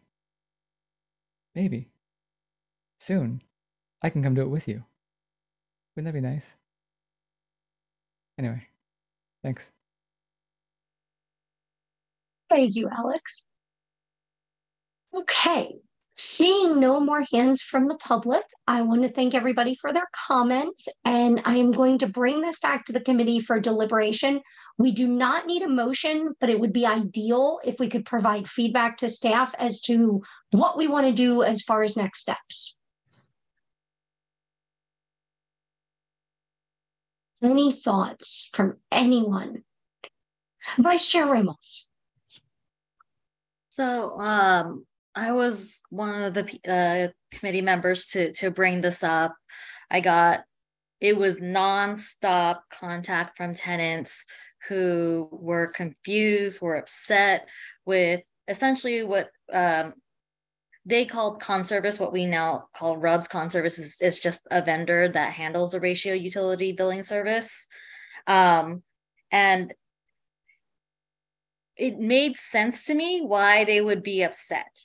And I learned recently that even my apartment was covered with Conservice. And then I was like, oh, this is exciting. I get to find out like how this all works. And so I go in and then it's like, how is this billed? And they're like, through Conservice. So I contact Conservice, how is this billed? And they're like, through a number of factors. Like, what do you mean a number of factors? And so I do think that there's some importance to getting some transparency through, because even I, who like know these laws, was not able to see why my apartment was billed the way it was. Mr. Zell actually mentioned that it was by number of people. I heard before that it was by the square footage of our apartment. I don't know which one is true, because I had a neighbor who, I live in a 2-bedroom unit with 3 people. She lives in a 2-bedroom unit with 2 people, and we get billed the same through Conservice. Obviously, 3 people probably use more than 2 people, and she doesn't find that fair, and that's hard to argue with. I think this is worth going to the stakeholders to find better ideas and find what can be done about it. I don't want it to devolve into one side saying don't do anything and another side saying please fix this. So that is what I'm hoping, that we go forward with the stakeholder meetings. I hope for a nice robust discussion with those stakeholder meetings, and I'm looking for solutions. So that is what I'm hoping we're going for with these. I'm supporting stakeholder input and then eventually coming up with a solution. Thank you, Vice Chair. And Committee Member Grunwald. Thank you. I think to Committee Member Ramos's point, as part of this next step, it would be good to really articulate the specific problems we're trying to solve. I think the effect of this is one effect that initially, by potentially holding the increase to inflation, I know I was actually doing the calculations on the Mountain View sewer and water rates myself. I came up to a similar back of the envelope number, right? It looks like, as far as I could pull quickly, in July of 2019, it was $5.50 that the city was charging for 100 cubic feet of water. And now, as of 2022, it says $6.58. So that's about a 20% increase between 2019 and July of 2022. That with the average inflation that we've been having, obviously, and capped at 5%, there are many scenarios where you'd be telling an entire building or landlord of many units to eat that additional cost, right? Currently, they're allowing they're just billing it and they're not adding anything additional. In an ideal state, there are landlords who are just trying to pass through the cost based off of the usage of as best they can, in good faith, deliver to their tenants. And even in that best case scenario, they would just be, we'd be essentially telling them to eat that cost, right? Sorry, the increase was 7% this year, but the max we're going to increase is 5%, so it's an extra 2%. And I think in the spirit of the CSFRA, you know, there is also terminology that says that landlords get a fair and reasonable return. And I would say that requiring them to file a petition, which is introducing friction, many of them have to get lawyers to file an MNOI petition. It is, I would say, an undue burden, right? To just they're not going to capture that 2%. They're just going to eat it, right? And we are forcing that on them. And that's an effect of this. I think on the other side, transparency, if there are legitimate concerns, if we've had a legitimate feedback from renters that there are some landlords who are just taking advantage of the situation, they're not taking out common areas, they're not doing the things that some of the landlords are talking about, that is a problem we potentially want to solve. But I think you'd solve that through different regs or different options. And overall, I just see a frequent scenario where there's a cold winter. I mean, you're essentially asking, and I'll summarize here and let others speak, but this was a particularly cold winter with a lot of rain. The utility bills for natural gas are almost directly correlated to how cold of a winter it is. So a landlord who tries to take the average from last year, a warm year, right, and then predict what's going to happen the next year, could again be off by $50, $100 or something, right, on a monthly basis. And we are trying to enforce that and say, you know, by trying to solve this issue of potentially we're hearing that there are renters who think that landlords are charging them too much. Landlords who try to do a good job and do the math themselves and say, I think this, you know, the utilities for this are going to be $120, and in a cold winter, it's you know, in certain months, it's way more than that. You put them in a situation where they're trying to buffer then to say, well, if it is going to be a cold winter, I want to make sure I don't end up paying more to the utility. And the incentives are just misaligned. And so I would, in the stakeholder process, I would like a few things to happen. I would ask that, yes, we have stakeholder feedback. We really try to nail what it is we're trying to solve for. If we think that landlords are taking advantage of some tenants, let's try to weed those situations out. But if the average, if there are situations like the city council raising rates on water on a regular basis now that's above 5%, we know that that's going to be a worse situation for landlords, and that doesn't feel like it's within our spirit of the CSFRA to say, well, that's the effect of what we're doing, right? So I'd like to ask our legal counsel to dig more into what the other jurisdictions are doing in the carve-outs that they've been able to carve out without having any sort of litigation, or they're allowed to do that. I would like to see more options there, and I'd like to see more options on how we could solve different pieces. And yeah, again, getting tight on the problem that we see, not just right now, it's a very broad problem, as it's been stated. Thank you. Rosa.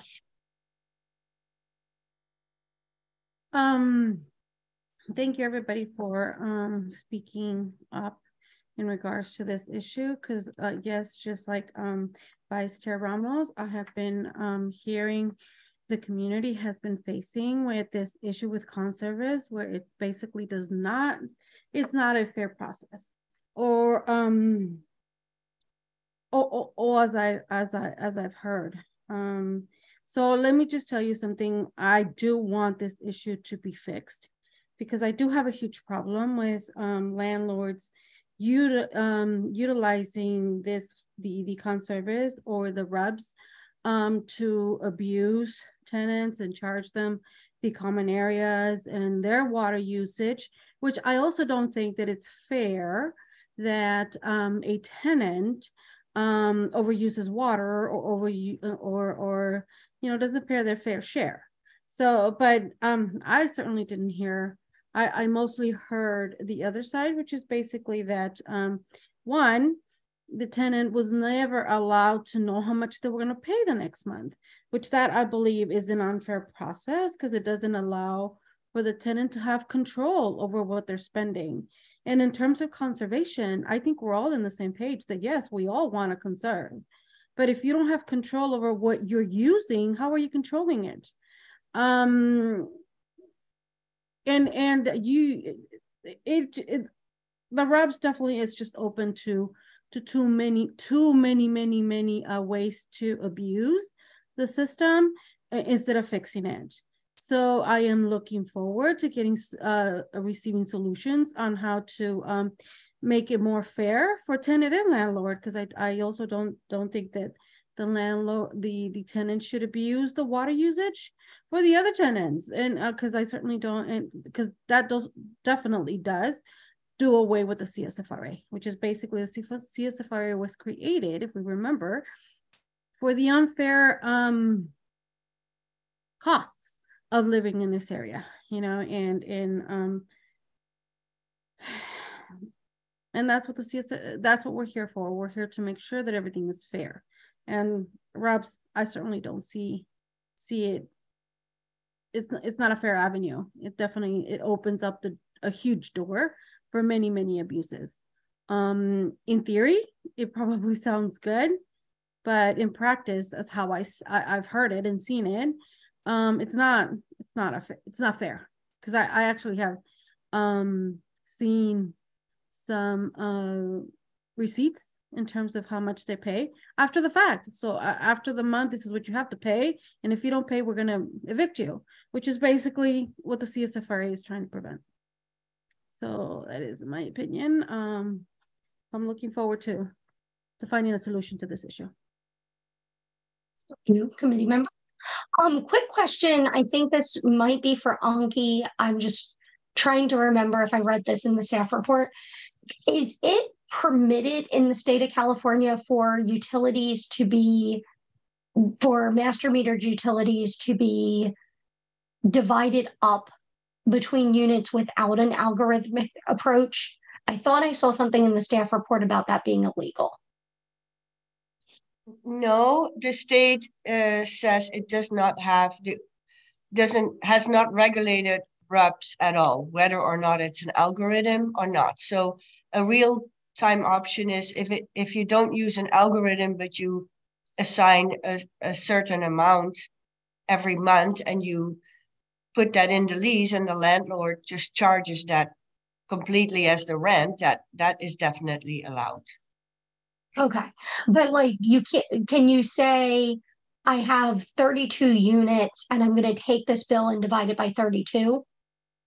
You can, upon the start of a lease, set the rent at market rate under the CSFRA. Well, no, I'm talking about let's say we're living in a non-rent controlled area. Let's say we're out in Stockton. If I own apartments in Stockton under California law, am I allowed to say there's 32 units and I'm going to take the bill and divide it by 32 every month and just send out separate bills on that? Yeah, there is no state law preventing you from doing however you want to. Okay. I mean, Karen, correct me if I'm wrong. Right. There's no state law. There is a state law that if there aren't separate meters, the landlord has to tell the tenant and it has to be disclosed. But there is no state law that says you have to use a particular formula. And there are different formulas that appear to be in use by these services. I just wanted to clarify. For some reason, I thought I saw something in there where you couldn't just do it simple math wise. Vice Chair Ramos. So thank you, committee member Rosas. You said so much that I wanted to say, and it did trigger what I remembered, more what I wanted to say. One of the things in terms of the conservation argument against RUBS is the problem is it's usually divided under a certain algorithm among all tenants. If you are really good about conserving your energy, conserving your water, but your neighbor next door is a jerk, you still pay the brunt of that. So as I think of solutions oriented, one of the things I'm thinking about is maybe the landlords could enable tenant unions so that they can work together to conserve water together and conserve energy together and actually work together more on those common goals if we are, in fact, working together on those common goals by our bills. Thank you, Vice Chair. With regards to the RUBS issue, I just want to say I actually have been billed under RUBS, not in the last 5 years because I now pay PG&E directly, but I have had several places where I lived that used a RUBS billing approach. One as early as 2008, which I don't think it was overly common in all states in 08. It was a little bit rockier at that time. It does, at least every time I have used it, and I've used it with 3 different property management companies that were not affiliated with one another. In all cases, I could pay the RUBS bill with my rent. So it felt like I was paying a portion of rent. Like the money transfer actually went in the same portal. I always paid the rent electronically. So I think, when we talk about this issue, or when y'all talk about this issue with stakeholders, I think one thing to think about is, would there potentially be a pathway to some sort of true third party that does this, where it's not a payment to the landlord, and where it's really almost an escrow approach with a third party? I'm not sure there's any entities out there that do that type of business. But if we're sort of saying, which I think we are, in the act, the language is very clear. If the utility is paid for the benefit or to the landlord, it's considered part of rent. And if, like I've been doing for the last 5 years, the tenant pays PG&E directly, it is not considered part of rent. Then I think any discussion of this issue probably needs to also look at that. Because otherwise, I think if you don't take action to do something with RUBS, whether it be to say we're going to allow a max number, or we're not going to allow it at all, or we're going to exclude it and say that's not what utility means, or something in between, I think there creates confusion in the language.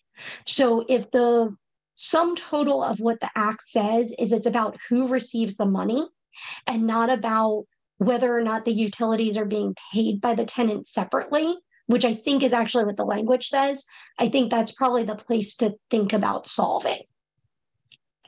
Because I'm pretty sure me paying PG&E, no one considers that rent in my situation.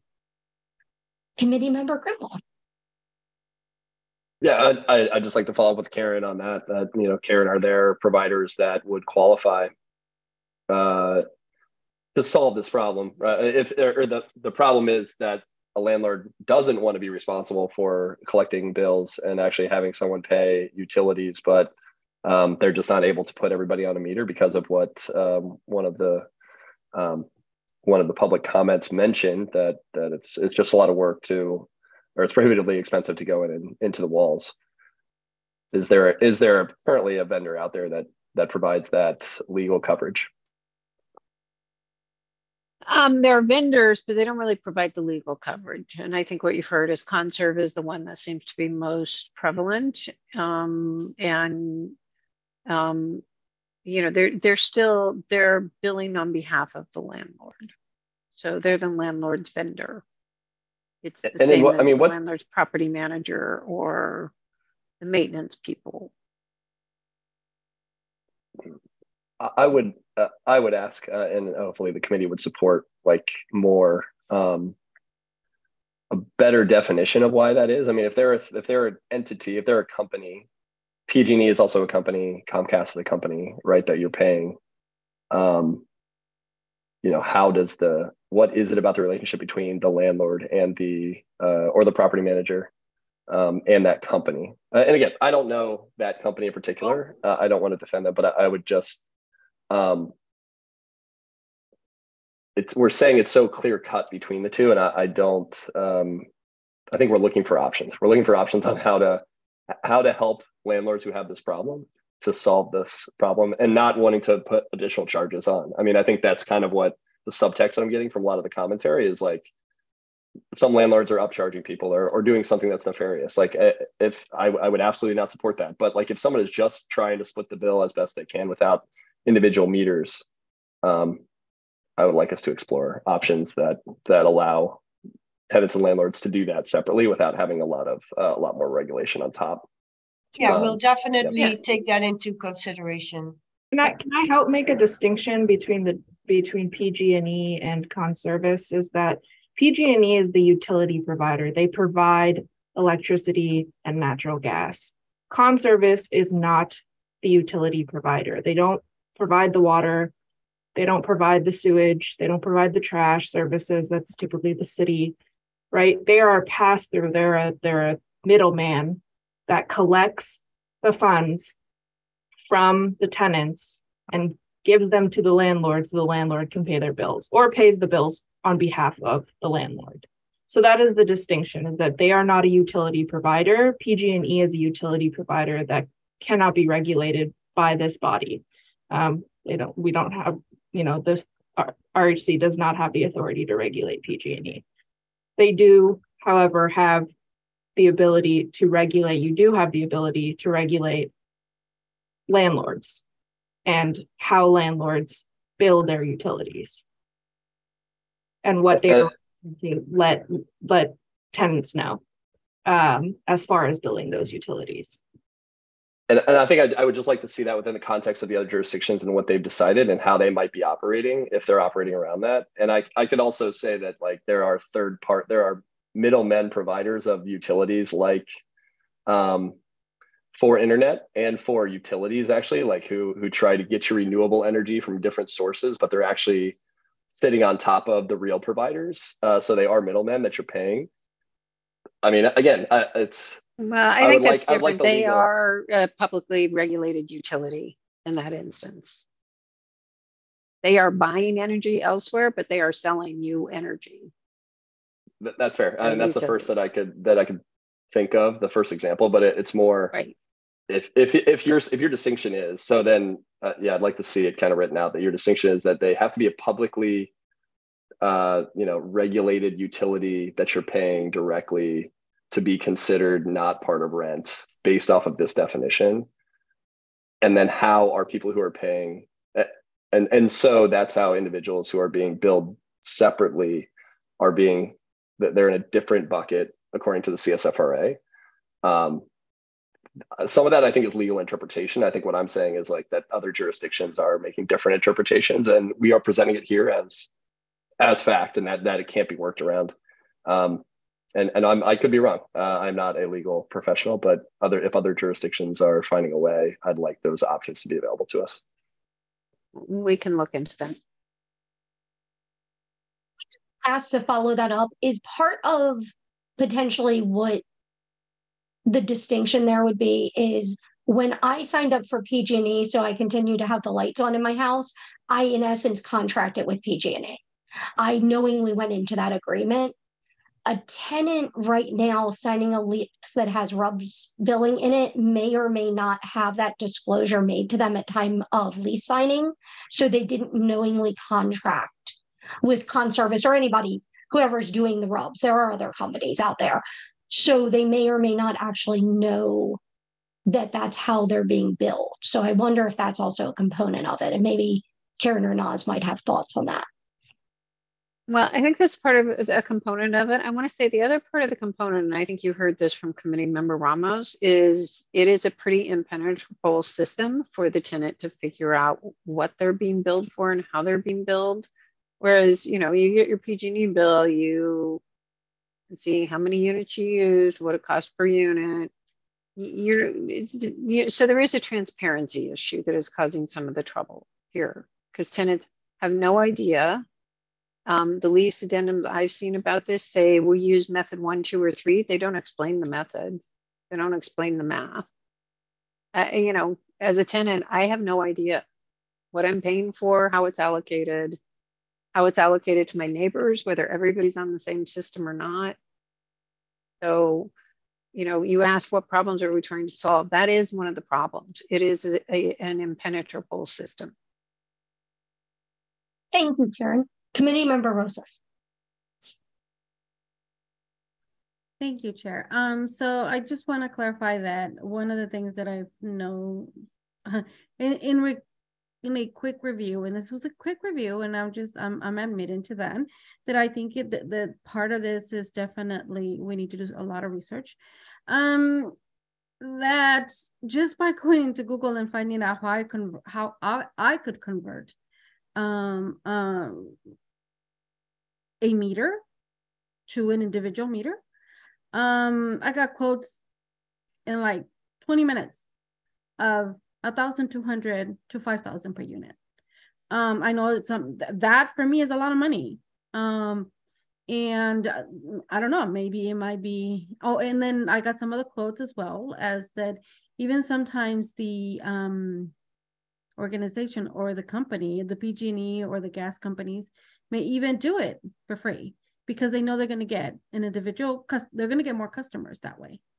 So I think that argument about that it's too costly or it's too difficult, I think we still need to do some more research in regards to that. I don't think that that's truly valuable. I think it's a good scaring tactic to have that argument. And I just want to be transparent and let you know that even that yes, I do believe that RUBS is not, it's not transparent, just as Karen put it out, because yeah, it definitely doesn't allow you. Like for me, I call AT&T and I say, hey, you charge me for this, why? And guess what? Since they charged me for something that I probably did use, but guess what? Next month I'm not going to use it anymore because it's too much money. So that gives me the control, that gives me the transparency to say, oh, I'm going to stop using this because it's costing me a lot of money. So I just wanted to add that to that. So, but I wanted to be clear that I definitely have been researching this, and I heard a lot of problems with con services specifically, because it is a huge surprise. It was basically the same thing as we were here in the CSFRA, that every month you would go in, you would get your mail and you would have a surprise of like $500 more that you needed to pay. So I believe a conservice is just a third party that allows for a lot of misunderstanding, for I don't know, a way for tenants and landlords to feel that the process is not fair because it's not transparent. You don't know what you're going to get the next month. Thank you. Committee Member Grimwald, I'm thinking we're starting to coalesce around stakeholder meetings potentially being a thing, and that might be some direction to staff, but I see two hands. So Committee Member Grimwald, do you have some comments for us? Yeah, I'll try to be short, but I mean, I think for the more that we can try to in stakeholder meetings, like get expert not testimony, but just input, maybe con service, who again I don't know and have no feeling towards, maybe they have an option that allows for more transparency in the billing, but some landlords have been haven't turned on that option or something like that. If the issue is transparency, then like perhaps that could be solved through the current system. I think if the issue that I'm more concerned with, I think, is just predictability. I think there are certain utilities that are unpredictable over time, and we're putting landlords, even the ones who are trying best to bill, we're putting them in a bad spot. So I'd wonder if we do say that it's rent and that this is the only option that they have is that it has to be included or done across everybody, it can't be metered. Yeah, I'd want to separate that. To Karen, thank you for your point that like there's different issues, and transparency is definitely one of them, but that predictability, I think, is one that's going to be harder to solve for. Specifically, if we implement a 3% or sorry, the AGI increase. Again, you have a cold winter, and it could the cost could go well above the AGI, and then who sits with that responsibility? So to summarize, yeah, just how can we actually reach out to somebody at somebody who is almost a RUBS expert on the options for billing and what we were talking about before about the legal ramifications of, like, are there any vendors out there who does PG&E involve offer a RUB service? Again, I'd be interested. Excellent. Committee Member Almond. I'm just wondering whether staff has enough input to move on from. I think we're now starting to repeat some of the issues. Yeah, it's very valuable. Thank you so much, everyone. So can we agree on holding stakeholders meetings next then? Sounds like a yes. So that will be our next steps, to start holding the stakeholder meetings in February, and then come back once we have done more research, collected all the input and further research that you requested today, and then bring that all back to the Rental Housing Committee. Andy, if I may make a suggestion for, as the research is ongoing, I think it might make sense, in light of the fact that we do have capital improvement petitions now, to look at proximate costs if people did want to convert to an individual metering system. But I think it needs to, any research in that direction needs to take into account some of the concerns beyond just like lifting a meter out and putting one in, around things like, if you open up the walls, will you have to do asbestos abatement and things of that nature? Because in properties that are on the older side, you might have asbestos in the walls. Yep. And that gets pricey. Yep. Okie dokie. Then we will now move to agenda item 7.3, election of a chairperson and vice chairperson. We will begin with a presentation from staff. Thank you again. Yeah, today I'm happy for our chair, who received a nice promotion, but it brings her to a different state in the United States of America. And also our vice chair, who has just been appointed to City Council. So we're running low on Rental Housing Committee members. And this all happens in a very fast fashion. And that's why we have to bring up the agenda item that in going forward, we need a new chairperson and we need a new vice chairperson until the end of April 2023, when the normal terms are expiring for the Rental Housing Committee appointments. Next slide, please. Just to give you a quick overview of what is stipulated in the CSFRA, that annually we'll elect one of the members as a chairperson and a vice chairpersons. And Chapter 3 in the regulations describes the roles and responsibilities of the vice chair and the chair. And so since we're losing both our chair and vice chair before the annual term ends, it would be best to appoint a new chair and vice chair tonight.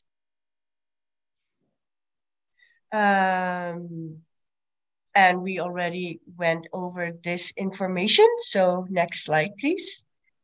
So the recommendation is for the Rental Housing Committee to elect a new chairperson.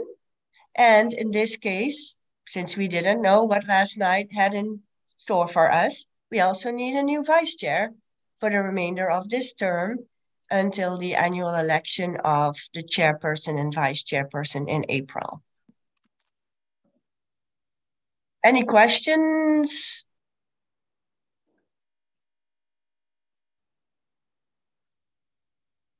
Vice Chair Ramos, you have a question about appointing someone to take your role.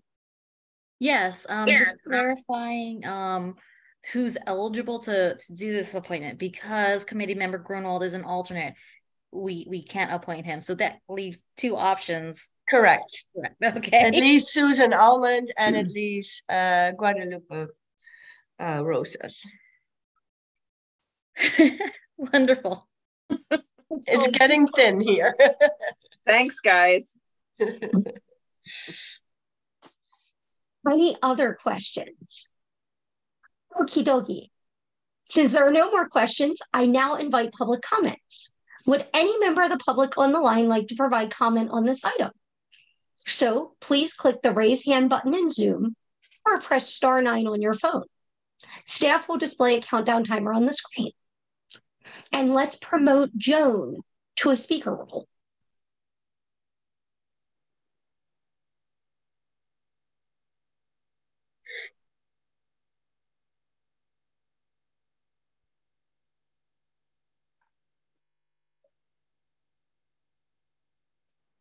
Joan is muted.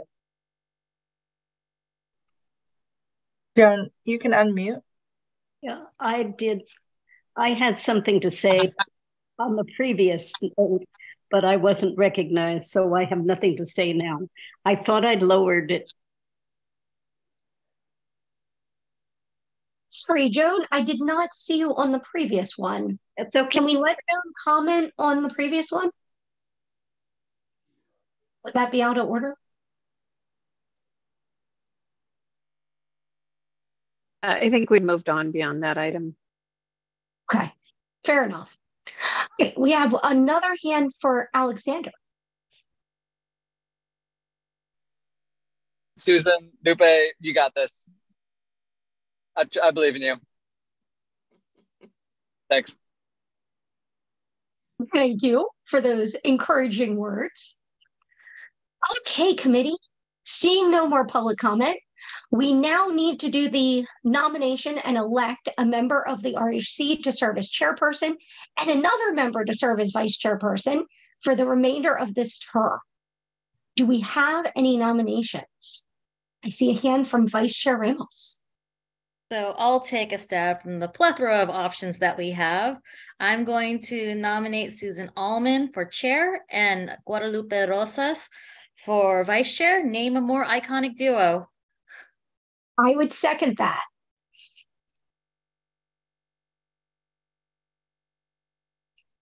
Shall we do a roll call vote? Does anyone have any commentary before we do a roll call vote? It's only through April 2023.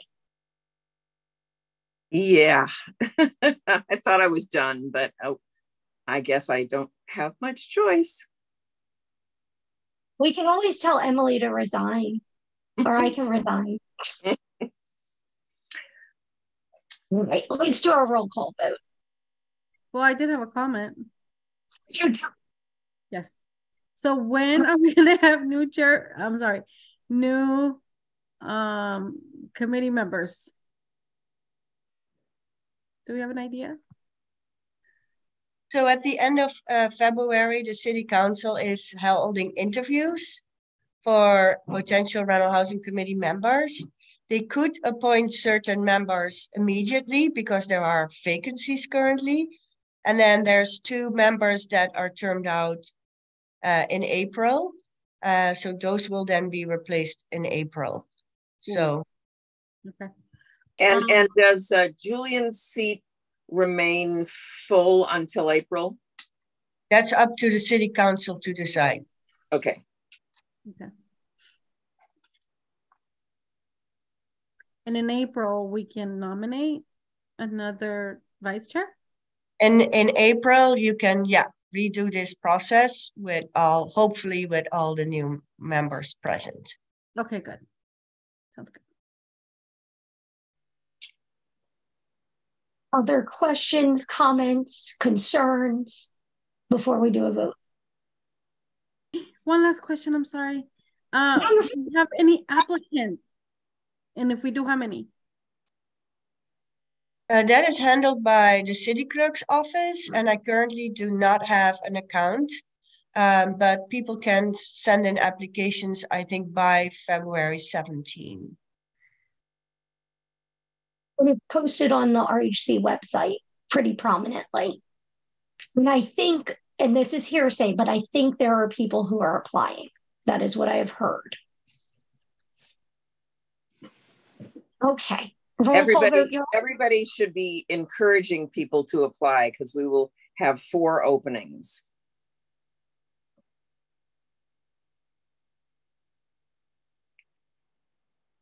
Yes, I would agree with that. Anyone in attendance, if you would like to apply, go to the RHC website, get an application.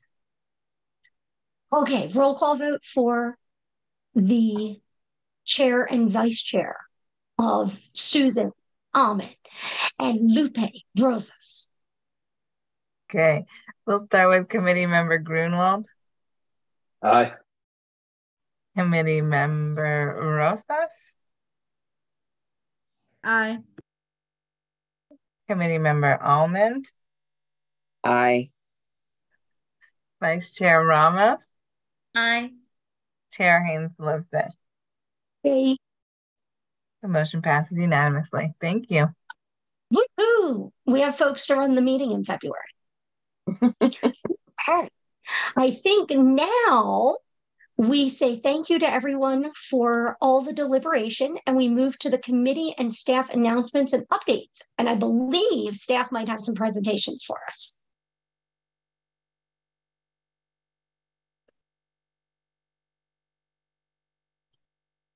Yeah, I would like to give the Rental Housing Committee a very short summary of the ongoing outreach that we are holding with regard to the displacement response strategy efforts that are underway. This topic was first discussed in City Council in 2019. There was a study session, and we've picked up the pace where we left it off during COVID, but we've been doing ongoing displacement response work. And this last month and the coming month are dedicated to quite a few stakeholder meetings, both for tenants, landlords, developers, nonprofit developers. There are also one-on-one meetings if anyone is interested to personally convey their ideas, strategies, and concerns to the housing staff. And then in April of 2023, this topic will be brought back to the Rental Housing Committee for further deliberations. So the main topics of these discussions are about residents that are displaced when redevelopment happens.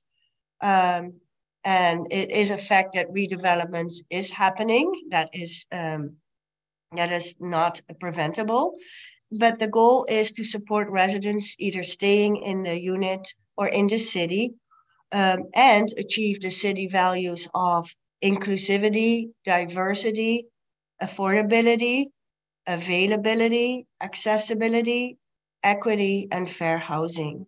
And so these discussions provide an opportunity to kind of explore policies and programs to prevent, mitigate, or respond to displacement to keep existing residents in Mountain View.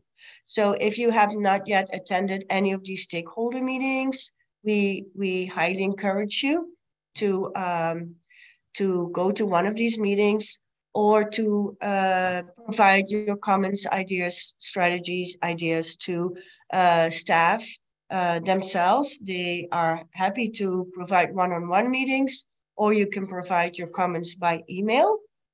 The email address is displacementresponse@mountainview.gov.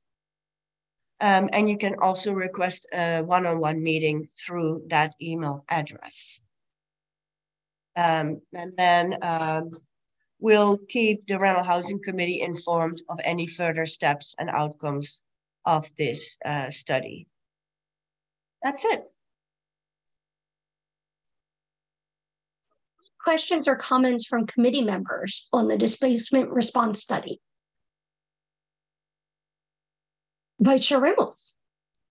One other thing that you can request one-on-one meetings for, the city really wants to know people's experiences on their own displacements, if they have been displaced, if they were in danger of being displaced. They want to know what your experience was like to see how they can find solutions to alleviate it or make it easier for you to stay in Mountain View. So I encourage everyone to reach out to the housing department that's working on this strategy and set up a meeting. They really want to hear from as many people as possible to come up with a robust policy.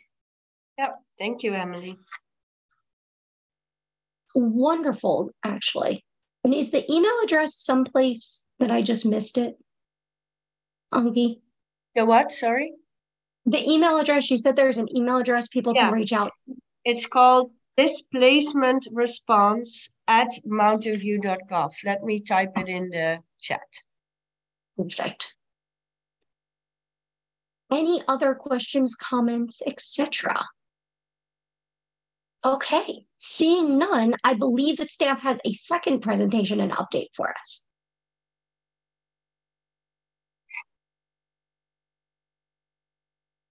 All righty. So we'll just finish up going over agenda item 8.2, which is upcoming workshops, clinics, and office hours. So of course, we are still continuing our Housing and Eviction Help Center. We have this every first and third Thursday of the month. It is at the Mountain View Public Library. We're on the second floor program room. So if you get off the elevator or head up the stairs, we're off to the right, all the way down at the end room there at the program room. And we're there from 1 to 5 p.m. If you cannot come in person, you can join us virtually at mountainview.gov/eviction help clinics. And we help tenants and landlords in Mountain View navigate all sorts of issues, including different housing programs, affordable housing, rent assistance, any COVID relief programs that are still available. We provide help for people who've received eviction notices or landlords who are interested in serving eviction notices. We have on-site legal assistance. And then we have other general community resources and information about food distribution, other types of financial assistance, mediation, homelessness prevention, and much more. I do want to make a special note that if you are a landlord and you are having trouble registering your property and you need help and you need in-person help, please come to the Housing and Eviction Help Center, and we're more than happy to do that process with you there. So we'll have one this Thursday.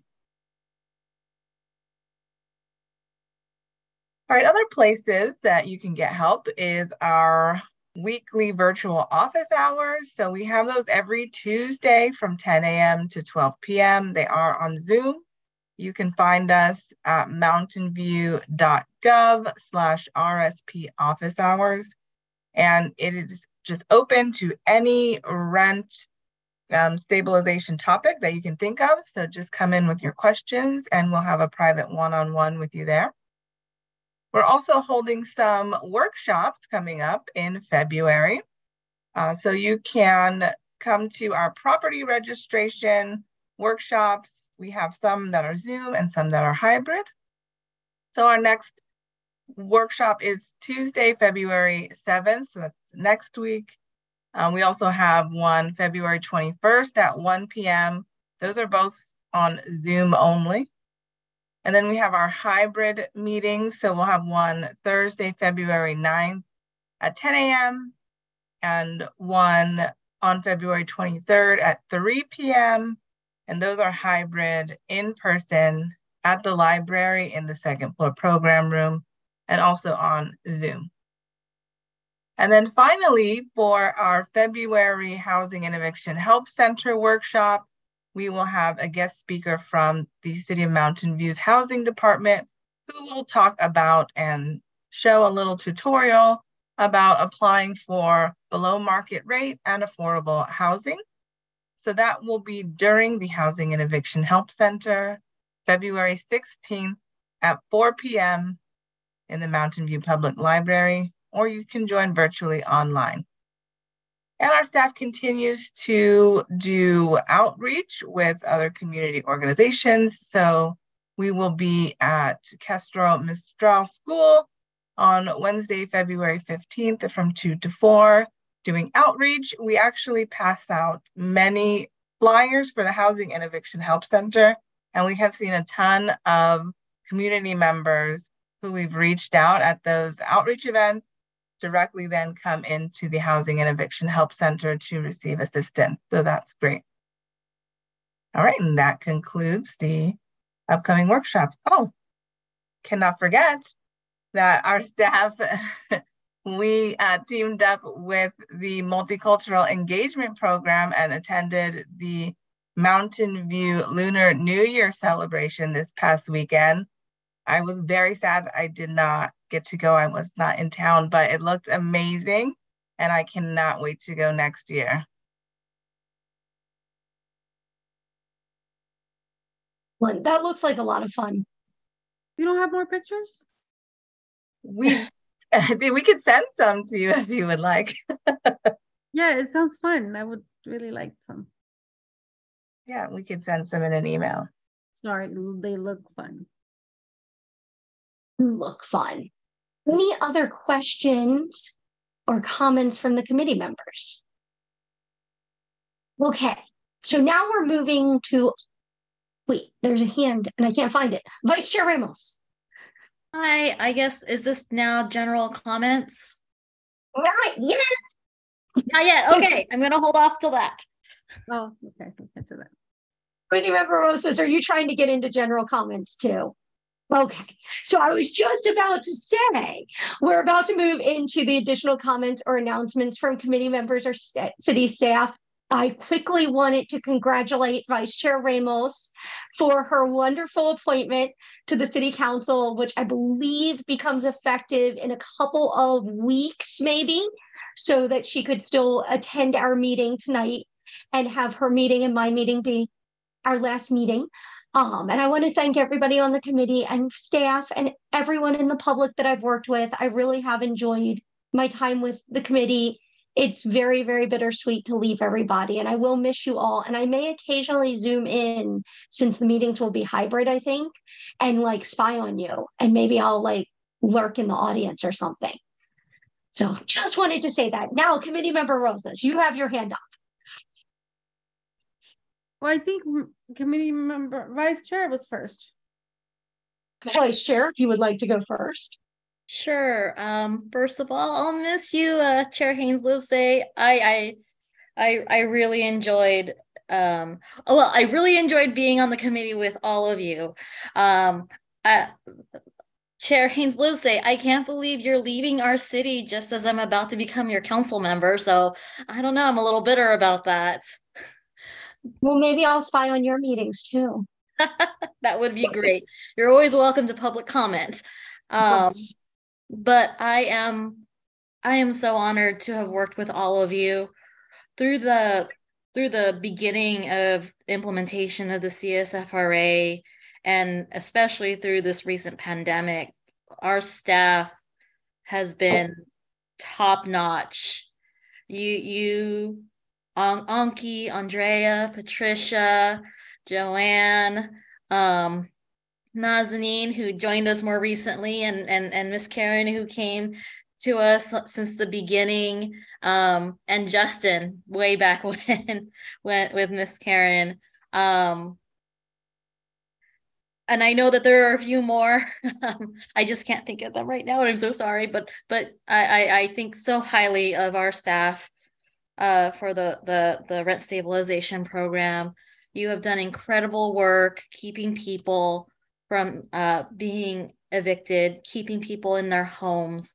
And when we had the pandemic, you kept people alive because you were able to keep people in their homes. So you have done incredible work. I'm honored to have worked with you. I will take the lessons I've learned here into my new position. And I hope to make you all proud. Committee Member Grenwald, we were the last ones here since the beginning. Way back when we had Vanessa Honey, Tom Means, Evan Ortiz. Evan actually just texted me to congratulate me earlier today. He's having fun in Texas with his baby and wife. It was so much has happened with our committee, so much has changed within our committee in just such a short 6 years. I will be checking in on y'all. Just for nostalgia's sake, maybe bring cookies since we'll be back in person sometimes. And I'm very proud of the work we did together. So thank you all so much. Susan, Guadalupe, I'm excited for your iconic duo for the next couple months. It'll be fun. I will enjoy seeing your leadership. take us through this gap period while we are down a few committee members. And thank you all. Thank you all so much. Vice Chair and Committee Member Rosas.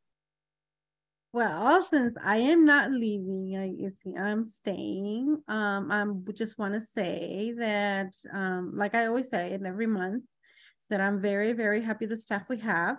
You guys, just as the Vice Chair Ramos said, top notch.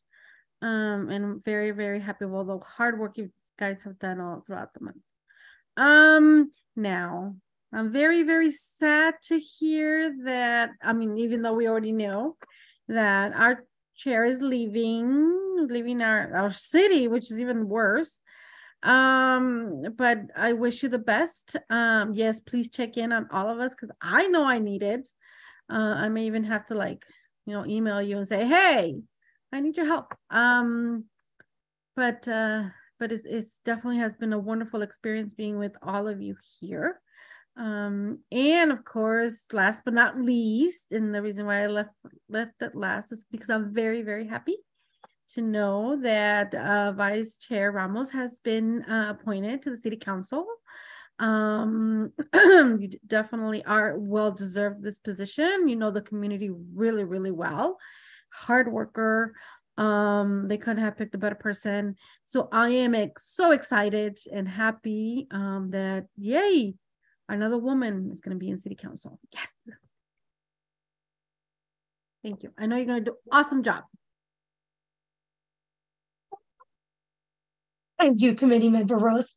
And Committee Member Almond. I just want to say I've really loved working with both of you.